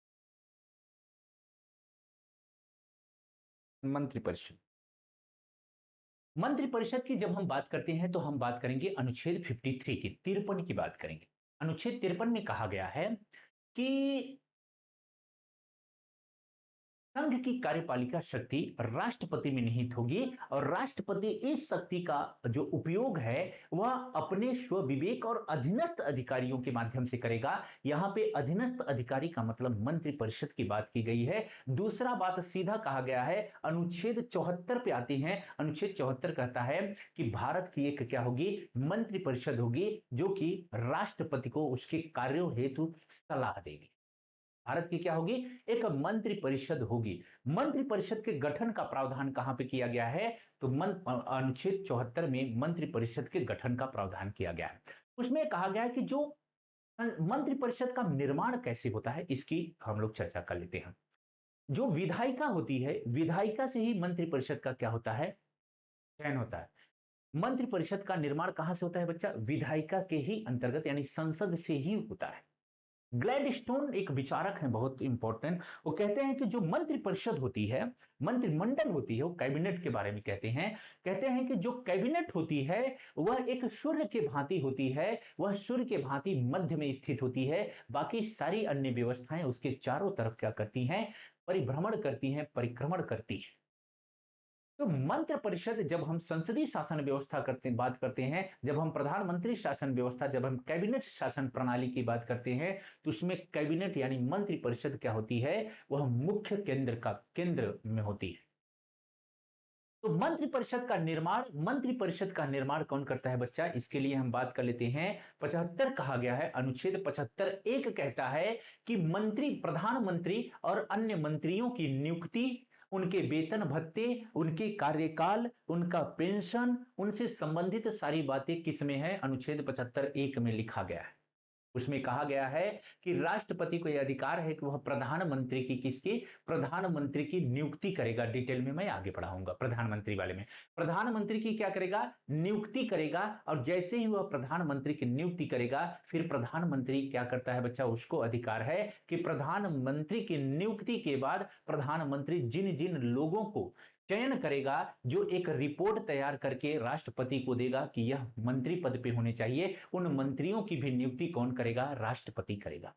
तो राष्ट्रपति क्या करता है, प्रधानमंत्री और मंत्रियों की नियुक्ति करता है। प्रधानमंत्री और मंत्रियों से मिलकर मंत्रिपरिषद का गठन होता है, मंत्रिपरिषद का निर्माण होता है। तो जो मंत्रिपरिषद, मैंने आपको संसदीय शासन प्रणाली में पढ़ाया था कि यहां पे दोहरी सदस्यता होती है। इसका अर्थ यही था कि एक बार वह सदन का, लोकसभा का, एक व्यक्ति लोकसभा का भी सदस्य है, राज्यसभा का भी सदस्य है, और वह मंत्रिमंडल यानी मंत्रिपरिषद का भी सदस्य है। दोहरी सदस्यता है, यानी वह विधायिका का भी सदस्य है और कार्यपालिका का भी सदस्य है। तो प्रधानमंत्री जो होता है मंत्रिपरिषद का नेता होता है, वह मंत्रियों की नियुक्ति की सिफारिश करता है, और जिसे सिफारिश करेगा राष्ट्रपति, उन मंत्रियों की क्या करता है, नियुक्ति करता है। तो मंत्री और प्रधानमंत्री आपस में मिलके मंत्रिपरिषद का निर्माण करते हैं। 91 संविधान संशोधन कहता है, 91 संविधान संशोधन में कहा गया है सीधा सीधा कि 15% से अधिक जो सदन है, सदन के कुल सदस्यों के 15% से अधिक मंत्री परिषद में सदस्य शामिल नहीं होंगे। ये बिल्कुल आप नोट कर लेना, 91 संविधान संशोधन के तहत कहा गया है। तो अब जब मंत्री परिषद का गठन होता है तो इसमें कितने प्रकार के मंत्री शामिल होते हैं, तो 3 प्रकार के मंत्री, यानी मंत्री परिषद में 4 लोग शामिल होते हैं। प्रधानमंत्री होता है, क्या होता है बच्चा, प्रधानमंत्री होता है, कैबिनेट मंत्री होता है, राज्य मंत्री होता है, उप मंत्री होता है। तो प्रधानमंत्री, कैबिनेट मंत्री, राज्य मंत्री और उप मंत्री होते हैं। तो प्रधानमंत्री पूरे मंत्रिपरिषद का लीड करता है, अध्यक्षता करता है, वो नेता होता है। कैबिनेट मंत्री में वे मंत्री शामिल होते हैं जो कैबिनेट की बैठक में भाग लेते हैं। कैबिनेट मंत्रियों की सहायता के लिए राज्य मंत्री और उप मंत्री का निर्माण किया जाता है। राज्य मंत्री और उप मंत्री का मुख्य कार्य होता है कैबिनेट मंत्रियों की सहायता करना। राज्य मंत्री और उप मंत्री कैबिनेट मंत्रालय का, यानी कैबिनेट का जो होता है, मंत्रिमंडल जो होता है, उसके सदस्य नहीं होते, कैबिनेट के सदस्य नहीं होते। वो कैबिनेट की बैठकों में भाग नहीं लेते, कैबिनेट की बैठकों में केवल कैबिनेट मंत्री ही भाग लेते हैं। तो राज्य मंत्री और उप मंत्री भाग नहीं लेते।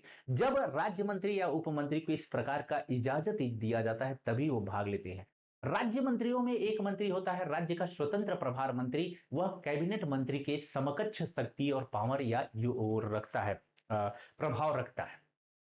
तो राज्य मंत्रियों में एक होता है स्वतंत्र राज्य प्रभार मंत्री, जिसको कोई ना कोई मंत्रालय दिया जाता है। वो लगभग जो है कैबिनेट मंत्री के समकक्ष जो है प्रभाव रखता है, शक्ति रखता है।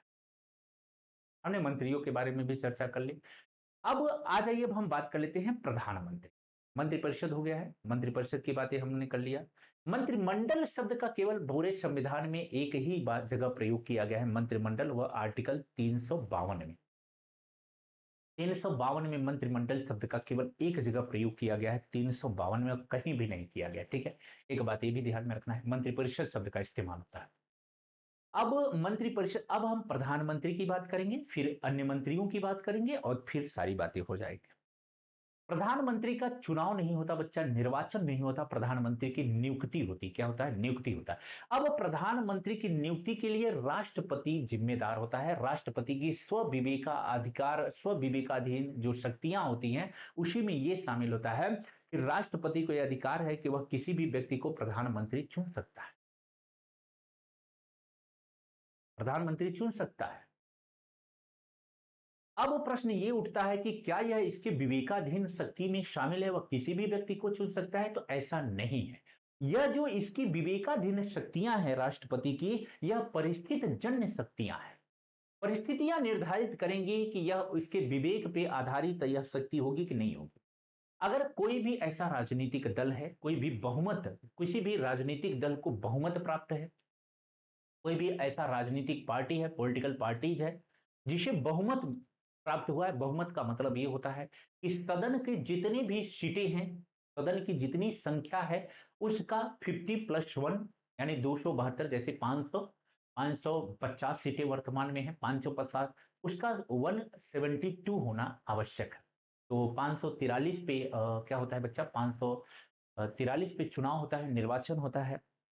तो उसमें 272 आना आपके लिए आवश्यक। अगर 272 सीटें आती हैं तो आप बहुमत में आ जाते हैं।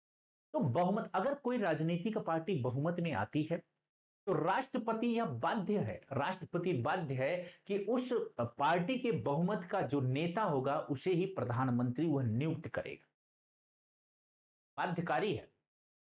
अगर किसी कारणवश प्रधानमंत्री, अगर किसी भी पार्टी को बहुमत नहीं प्राप्त हुआ है, अगर कोई पार्टियां आपस में गठबंधन बनाती हैं, तो गठबंधन का जो नेता चुना जाएगा, उसे राष्ट्रपति क्या करेगा? प्रधानमंत्री नियुक्त करेगा। अगर ये दोनों परिस्थितियां नहीं पैदा होती हैं, तो राष्ट्रपति किसी भी व्यक्ति को प्रधानमंत्री चुन सकता है, बशर्ते कि उसे 1 माह के अंदर फ्लोर टेस्ट यानी अपना विश्वास मत हासिल करना पड़ेगा लोकसभा में। अगर वह विश्वास मत हासिल करने में असफल होगा, तो ऐसे व्यक्ति को प्रधानमंत्री पद से इस्तीफा देना पड़ जाएगा। क्या होगा? इस्तीफा देना पड़ जाएगा। विशेष इन 273, लगभग बिल्कुल 272 प्लस ही होता है। ठीक है, तो ये बात हम लोगों ने प्रधानमंत्री के संदर्भ में देख लिया। अब सवाल यहां पे उठता है कि क्या प्रधानमंत्री किसी भी सदन का सदस्य हो सकता है? तो जी हां, प्रधानमंत्री बनने के लिए वह आप जो है, ब्रिटेन में ऐसा नहीं है। ब्रिटेन से अगर मैं कंपेयर कर दूंगा, तो ब्रिटेन में प्रधानमंत्री वही बनेगा जो कि लोकप्रिय सदन, निम्न सदन यानी जो निचला सदन है उसका सदस्य, यानी लोकसभा का सदस्य होना अनिवार्य है ब्रिटेन में। लेकिन भारत में ऐसा नहीं है। भारत में प्रधानमंत्री बनने के लिए आपको लोकसभा या राज्यसभा, किसी भी सदन से आप सदस्य हो, कोई फर्क नहीं पड़ता, आप लोकसभा से हो या राज्यसभा से। चाहे हम इंदिरा गांधी की बात कर लें, मनमोहन सिंह की बात कर लें, एचडी देवगौड़ा की बात कर लें, ये सब ऐसे प्रधानमंत्री रहे हैं जो कि राज्यसभा से पीएम बने हैं। तो यहां पे प्रधानमंत्री बनने के लिए लोकसभा या राज्यसभा, किसी भी सदन का आप सदस्य हो सकते हो। दूसरी बात है, अगर आप किसी भी सदन के सदस्य नहीं हो, तब भी आप प्रधानमंत्री चुने जा सकते हो, बशर्ते कि आपको 6 महीने के अंदर सदस्यता ग्रहण करनी पड़े।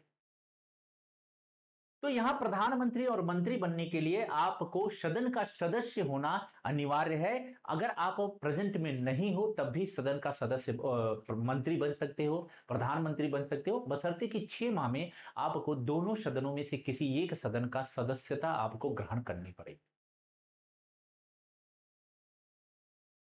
ऐसे में सुप्रीम कोर्ट ने एक एसपी आनंद वर्सेस एक विवाद है पंजाब राज्य, उसमें उसने, सुप्रीम कोर्ट ने एक बात कही। उसने ये कहा कि इस हालत, अगर ये दशा रह गई, तो किसी भी व्यक्ति को आप पीएम बना सकते हो, किसी भी व्यक्ति को मंत्री बना सकते हो।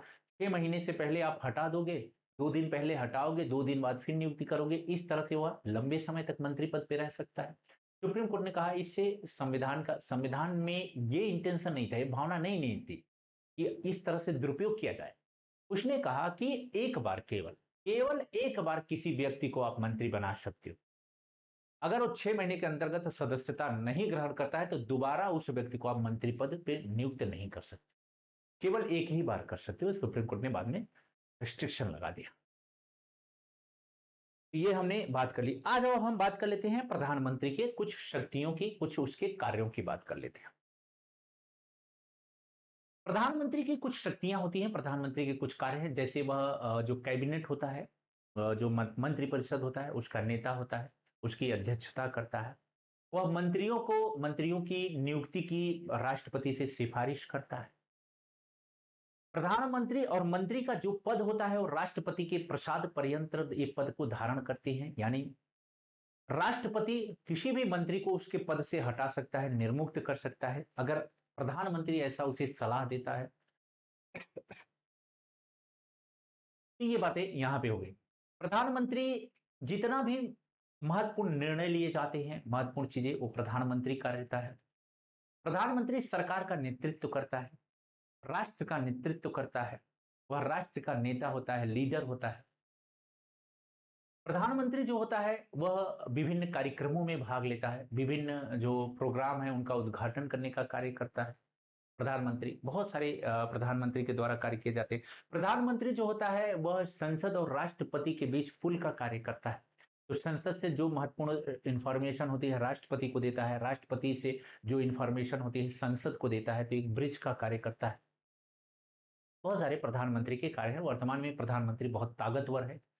आज कुछ हमारे देश में कभी-कभी जो संसदीय शासन प्रणाली होती है, इसे प्रधानमंत्री प्रणाली भी कहा जाता है। क्योंकि ये देखा गया है कि जो संसद है हमारे यहाँ, विधायिका है, कभी-कभी कमजोर पड़ जाती है कार्यपालिका के आगे। कार्यपालिका, न्यायपालिका और विधायिका सब पे हावी हो जाती है। कब हावी हो जाती है? जब प्रधानमंत्री बहुत ही चमत्कारी व्यक्तित्व का हो, जब पूरे देश को जब पूरी पार्टी को, कोई बीजेपी को नहीं जानता। अभी गांव में चले जाइए, आप पूछिए कि आपने वोट किसको दिया, कोई नहीं कहेगा कि मैंने भाजपा को दिया, लोग कहेंगे हमने मोदी को वोट दिया। इसका मतलब ये होता है कि इतना शक्तिशाली व्यक्तित्व का वह व्यक्ति है, इतना प्रभावशाली व्यक्तित्व है उसका, कि लोग बीजेपी को मत नहीं दे रहे हैं, बीजेपी को लोग नहीं जानते, लोग किसको जानते हैं? मोदी को जानते। तो लोगों ने ये जो 3 पंचवर्षीय लगातार जो प्रधानमंत्री नियुक्त हुए, पद पे बने रहे हैं, लोगों ने मोदी को वोट दिया है, न कि किसी पार्टिकुलर पार्टी को दिया। तो ये इस तरह से हमारे इतिहास में 3 ऐसे व्यक्ति माने गए हैं, पंडित जवाहरलाल नेहरू, इंदिरा गांधी और प्रधानमंत्री मोदी साहब। इनका व्यक्तित्व इतना तगड़ा होता है, चमत्कारी व्यक्तित्व के होते हैं, इनका इतना प्रभाव होता है कि पूरी मंत्रिपरिषद, पूरा लोकसभा, पूरा राज्यसभा, पूरी न्यायपालिका, कार्यपालिका, विधायिका सब इनके मुट्ठी में हो जाते हैं। यही कानून हो जाते हैं, जो ये कहेंगे वही कार्य होता है। बहुत ही ताकतवर हो जाते हैं। तो उन्हीं में से एक मोदी जी हैं, बहुत ही ताकतवर प्रधानमंत्री हैं। और इतना ताकतवर है कि ये वर्तमान में भारत का अंतर्राष्ट्रीय स्तर पर नेतृत्व करते हैं। आपने देखा होगा कि इनकी क्षमता और इनका व्यक्तित्व पूरा विश्व लोहा मानता है। और मॉर्निंग कंसल्ट आपने एक मैगजीन देखी होगी, वो बताता है कि सबसे ताकतवर और सबसे प्रभावशाली व्यक्तित्व, लोकप्रिय प्रधानमंत्री कौन है, तो उसमें पहले स्थान पे, आज से नहीं 5 साल से पहले स्थान पे पूरे विश्व में बने हुए हैं मोदी जी, पूरे विश्व में। आपने देखा होगा कोई अंतर्राष्ट्रीय कार्यक्रम होता है, कोई संगठन होता है, सम्मेलन होता है, जब ये बोलना शुरू करते हैं, हर कोई चाहता है कि मोदी जी बोलें। और जब ये बोलना शुरू करते हैं तो बाकी सब सुनते हैं। बड़े बड़े देशों के राष्ट्राध्यक्ष, अमेरिका के राष्ट्रपति जब से मोदी जी हुए हैं, अमेरिका के राष्ट्रपति, रूस के राष्ट्रपति, चीन के राष्ट्रपति, आप देखते हो पीछे पीछे चलते हैं। ये चमत्कारी व्यक्ति। भारत एक ऐसा देश है, भारत की पॉलिसी एक ऐसी है कि आपने देखा होगा कि भारत क्या कर रहा है, एक साथ कई गेंदे हवा में उछाल रहा है।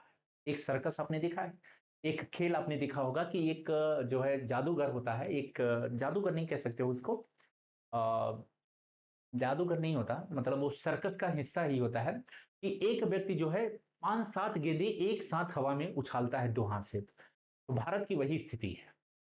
उसके हाथ में हमेशा 2 गेंदें होती हैं, बाकी हवा में उछलती रहती है, तैरती रहती है।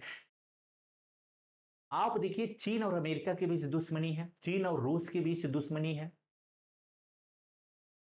रूस और अमेरिका के बीच दुश्मनी है, लेकिन भारत सबसे मिला हुआ है। भारत अमेरिका भी भारत को उतना ही महत्व देता है जितना रूस देता है, चीन जितना देता है, फ्रांस जितना देते हैं, यूरोपीय देश जितना देते हैं। तो भारत एक साथ कई गेंदें उछाल रहा है, तो ये भारत की कूटनीति है। तो हम लोग थोड़ा सा प्रधानमंत्री और मंत्रिपरिषद के बारे में क्या किए, एक चर्चा किए। मंत्रिपरिषद बच्चा एक चीज और मैं सब चर्चा कर देता हूं। 75(3) कहता है संसदीय शासन प्रणाली में सामूहिक उत्तरदायित्व का सिद्धांत निहित है। सामूहिक उत्तरदायित्व किसमें? जब हम पार्लियामेंट्री सिस्टम की बात करते हैं, संसदीय शासन प्रणाली की बात करते हैं, तो उसका मेन फीचर क्या है? यह सामूहिक उत्तरदायित्व का प्रावधान करता है। भारत विश्व गुरु बनेगा, विशेष जी बिल्कुल विश्व गुरु बनेगा। तो ये सामूहिक उत्तरदायित्व की बात करता है। और सामूहिक उत्तरदायित्व में अगर मैं आपसे एक दो बातें कहूं तो ये है कि इसमें कहा जाता है कि जो मंत्रिपरिषद होती है, प्रत्येक मंत्री अपने कृत्य के लिए व्यक्तिगत रूप से जिम्मेदार नहीं होते, बल्कि वो सामूहिक रूप से दायित्व होता है उनका। कार्य किसी के द्वारा किया जाए, लेकिन पूरा मंत्रिपरिषद उसके लिए जवाबदेह होगा। तो कहा जाता है कि ये पूरा मंत्रिपरिषद ये जो होता है एक साथ तैरते हैं और एक साथ डूबते हैं। व्यक्तिगत रूप से अगर कभी प्रश्न पूछ ले कि मंत्री व्यक्तिगत रूप से किसके प्रति जवाबदेह होती हैं, तो व्यक्तिगत रूप से ये राष्ट्रपति के प्रति जवाबदेह होते हैं। ऐसा क्यों होता है? क्योंकि राष्ट्रपति के द्वारा नियुक्त होते हैं और राष्ट्रपति के प्रसाद पर्यंत पद को धारण करते हैं। बाकी सामूहिक रूप से यह किसके प्रति जिम्मेदार होते हैं? लोकसभा के प्रति जिम्मेदार होते हैं सामूहिक रूप से। तो ये बातें भी थोड़ा मैंने आपसे चर्चा कर लिया। और क्या बातें चर्चा कर सकता हूं? चलो ठीक है। और कुछ चीजें पढ़ाते वक्त याद आ जाएगा तो मैं चर्चा कर लूंगा, ठीक है। यहाँ आ जाओ हम बात कर लेते हैं महान न्यायवादी की। तो मैंने आपसे कहा था कि बहुत सारे टॉपिक मैं डिस्कस करूंगा, एक मोटी मोटी कहानी आपके दिमाग में सेट हो रही है, चीजें मेमोराइज हो रहा है, तो बिल्कुल हो रहा है। कभी क्वेश्चन गलत ही नहीं हो सकता अगर जितना मैं आपसे डिस्कस कर दिया, अगर आपके पास इतना कंसेप्ट आपने क्लियर कर रखा है, इतनी चीजें हैं, कभी भी क्वेश्चन गलत नहीं होगा। आप बिल्कुल क्वेश्चन विकल्प छांट सकते हो, कथन कारण को सही कर सकते हो, जो भी चीजें होंगी बड़े आराम से उसको सॉल्व कर सकते हो। अब हम किसकी बात कर लेते हैं? महान न्यायवादी की बात कर लेते हैं। किसकी बात कर लेंगे बच्चा? महान न्यायवादी की बात चर्चा कर लेते हैं, ठीक है। तो बिल्कुल परेशान नहीं होना है, महान न्यायवादी पे चर्चा कर लेंगे।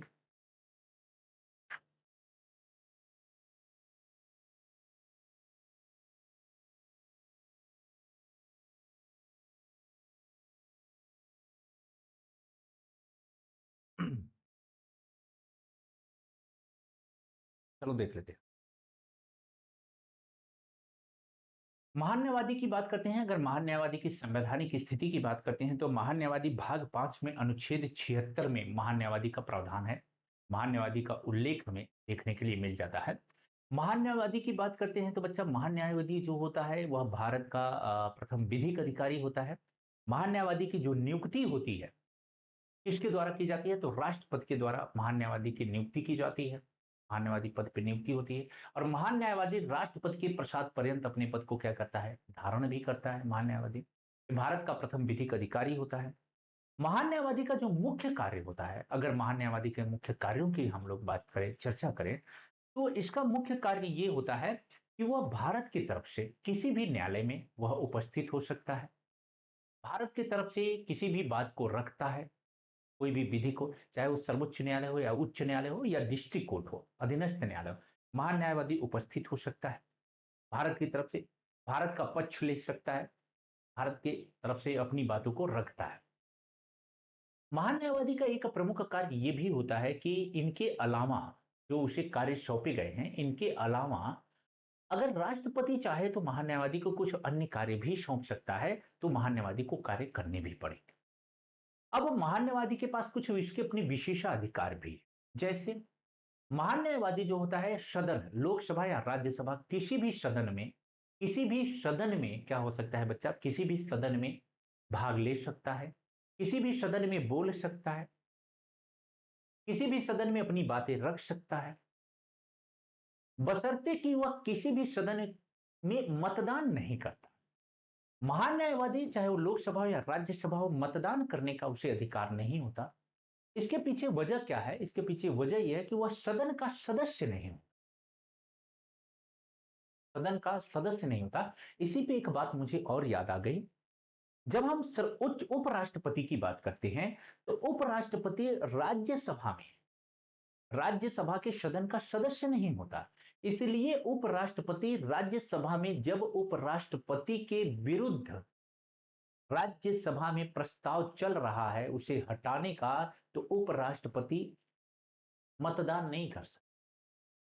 उपराष्ट्रपति केवल निर्णायक मत देने का अधिकार है उसे राज्यसभा में, बाकी अन्य मतदान देने का अधिकार नहीं है, क्योंकि वह जिस सदन की अध्यक्षता कर रहा है उस सदन का वह सदस्य नहीं होता।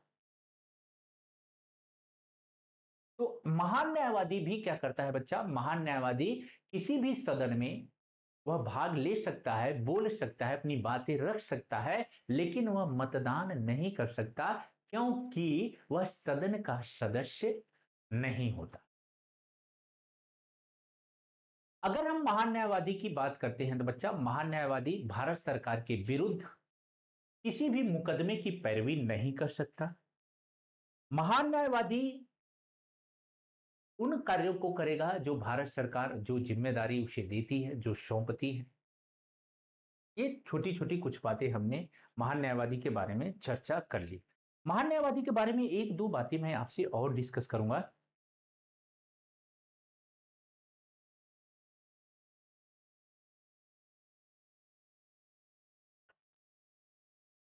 महान न्यायवादी के बारे में एक दो बातें आप ध्यान में रखना कि महान न्यायवादी जो होता है बच्चा, वो वकील नहीं है, भारत सरकार का वकील नहीं। अगर आपसे कभी पूछे कि महान न्यायवादी भारत सरकार का वकील है, तो नहीं, वो विधिक अधिकारी है, वकील नहीं होता। तो एक बात ये याद रखना कि अगर कभी भी स्टेटमेंट में आपसे पूछ ले कि महान न्यायवादी भारत सरकार का वकील है, तो ऐसा नहीं है, वकील नहीं होता। वो क्या होता है? विधिक अधिकारी। दूसरा, अगर आपसे कभी सवाल स्टेटमेंट में पूछ ले कि वह सरकारी कर्मचारी होता है, सरकारी कर्मी होता है, तो गलत। महान न्यायवादी सरकारी कर्मचारी नहीं होता, सरकारी कर्मी नहीं होता। कभी पूछ ले कि महान न्यायवादी को क्या प्राइवेट प्रैक्टिस करने से रोका गया है, तो जी नहीं, वह प्राइवेट प्रैक्टिस करने से उसे रोका नहीं गया है। तो थोड़ा सा आप महान न्यायवादी के बारे में ये भी बातें आप ध्यान में रखना। ठीक है। एक सॉलिसिटर जनरल के बारे में एक सवाल पूछा जाता है, सॉलिसिटर जनरल। तो क्या ये पद की जो नियुक्ति संवैधानिक पद है? तो जी नहीं, महान न्यायवादी पद संवैधानिक है, लेकिन सॉलिसिटर जनरल जो पद होता है बच्चा, वो सरकार के द्वारा क्रिएट किया हुआ पद है। तो ये कुछ छोटी मोटी बातें थी महान न्यायवादी के बारे में भी। इससे ज्यादा तो प्रश्न कहीं से बनता नहीं, पूछता नहीं। तो तमाम बातों पे हम लोगों ने क्या किया? चर्चा कर लिया। तो आज हम लोगों ने किन किन मुद्दों पे चर्चा कर लिया? आज हमने राष्ट्रपति देख लिया, उपराष्ट्रपति देख लिया, मंत्रिपरिषद देख लिया, प्रधानमंत्री देख लिया, उप प्रधानमंत्री, अच्छा एक बच गया है। चलो उप प्रधानमंत्री पे चर्चा कर देते हैं। उप प्रधानमंत्री का पद संवैधानिक पद नहीं है। क्या ऐसा बच्चा? यह संवैधानिक पद नहीं है। संवैधानिक कहोगे कि सर पूरी कहानी आप सुना दिए, उपराष्ट्रपति पे आप लिखना शुरू कर दिए। संवैधानिक पद नहीं है, ये संवैधानिक पद नहीं है। ये कैसा है? ये प्योर राजनीतिक पद है। कैसा है? राजनीतिक पद है। ये प्योर राजनीतिक पद है। संविधान में उप प्रधानमंत्री का कोई उल्लेख नहीं किया गया है। ये प्योर राजनीतिक पद है। तो उप मुख्यमंत्री का पद और उप प्रधानमंत्री का पद संवैधानिक पद नहीं है, प्योर राजनीतिक पद है, शुद्ध राजनीतिक पद है। भारत में अब तक 8 जो है उप प्रधानमंत्री बने हैं। पहले उप प्रधानमंत्री सरदार वल्लभ भाई पटेल को बनाया गया था। अब टोटल आज सारी चीजें इसमें मैंने शामिल किया है, सारी बातें इसमें क्या है बच्चा? शामिल है। ठीक है।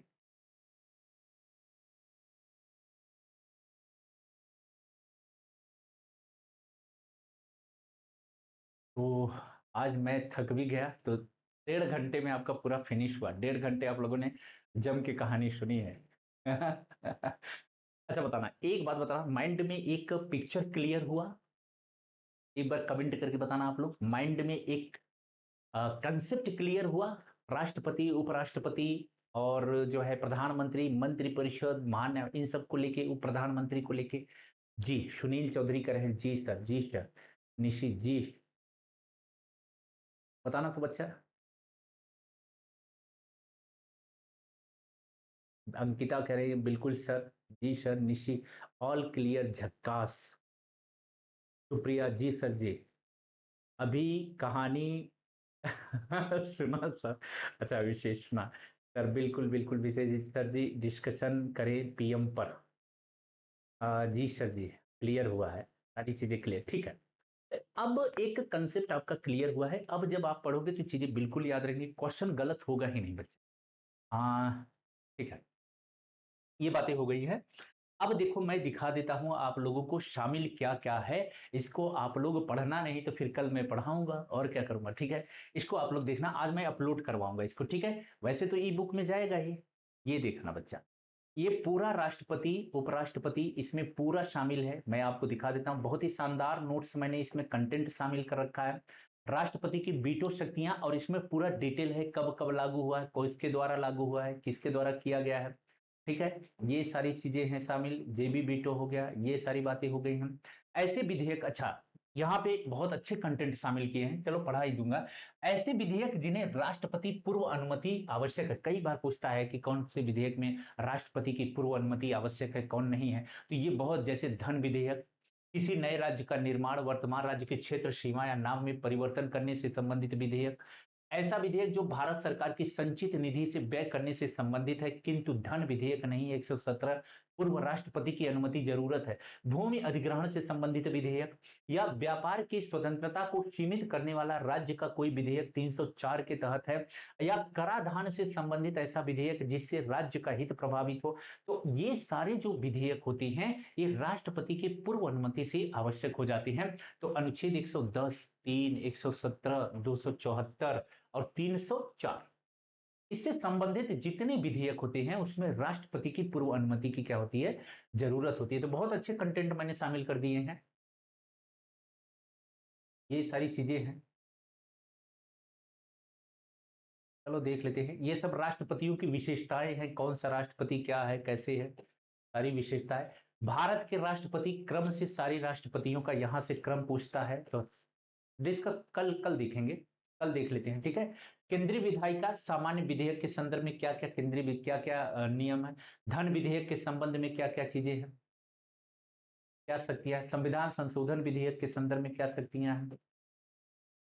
अनुच्छेद, ये एक एक साथ मैंने सारे आर्टिकल को शामिल कर दिया है, तो सारे आर्टिकल आप एक साथ में रिवीजन कर लेंगे। चलो कल देखेंगे। महत्वपूर्ण तथ्य, महत्वपूर्ण तथ्य शामिल कर दिए हैं, सारा इसमें इंपॉर्टेंट चीजें शामिल हैं। राष्ट्रपति की क्षमादान से संबंधित इनका, जैसे क्षमा का मतलब लघुकरण है, अपरिहार है, विराम है, प्रविलंबन है। राष्ट्रपति विशिष्ट शब्द, विशिष्ट तथ्य शामिल कर दिया हूं, क्या क्या इंपॉर्टेंट चीजें हैं, थोड़ा ज्यादा है ये विशिष्ट, ये सब राष्ट्रपति के बारे में है।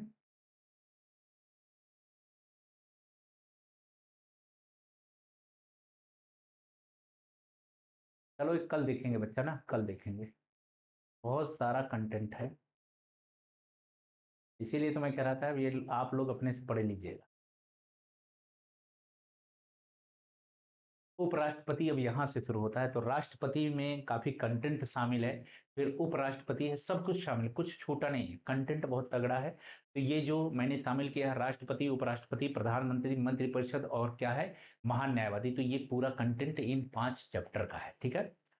तो आज मैं इसे अपलोड कर दूंगा, एक बार आप लोग खोल के देख लेना, पढ़ लेना, बाकी कल मैं इसको पढ़ाता हूँ, ठीक है। कल इसको डिस्कस कर लूंगा, ठीक, थोड़ा फटाफट कर लेंगे, कहानी आपके माइंड में जन क्रिएट हो गई है। कल इसको एक क्लास, दो, एक या दो क्लास में ये पूरा हम लोग क्या करेंगे, फिनिश कर लेंगे, ठीक है बच्चा। पीडीएफ में जी बच्चा, यहाँ पे पीडीएफ अपलोड हो जाएगा, तो क्लास अपडेट होगी तो क्लास में आज मैं इसे अपलोड करवा दूंगा। और एक चीज और है, बाकी इसके लिए नोट्स मिलेगा आपको ना, जैसे ही क्लास फिनिश होगी आपको इसका नोट्स मिल जाएगा, ठीक है। चलो ठीक है, शाम को मिलते हैं। 8 से आपका फुल लेंथ टेस्ट पेपर है, फिर हमारी आपकी मुलाकात हुई।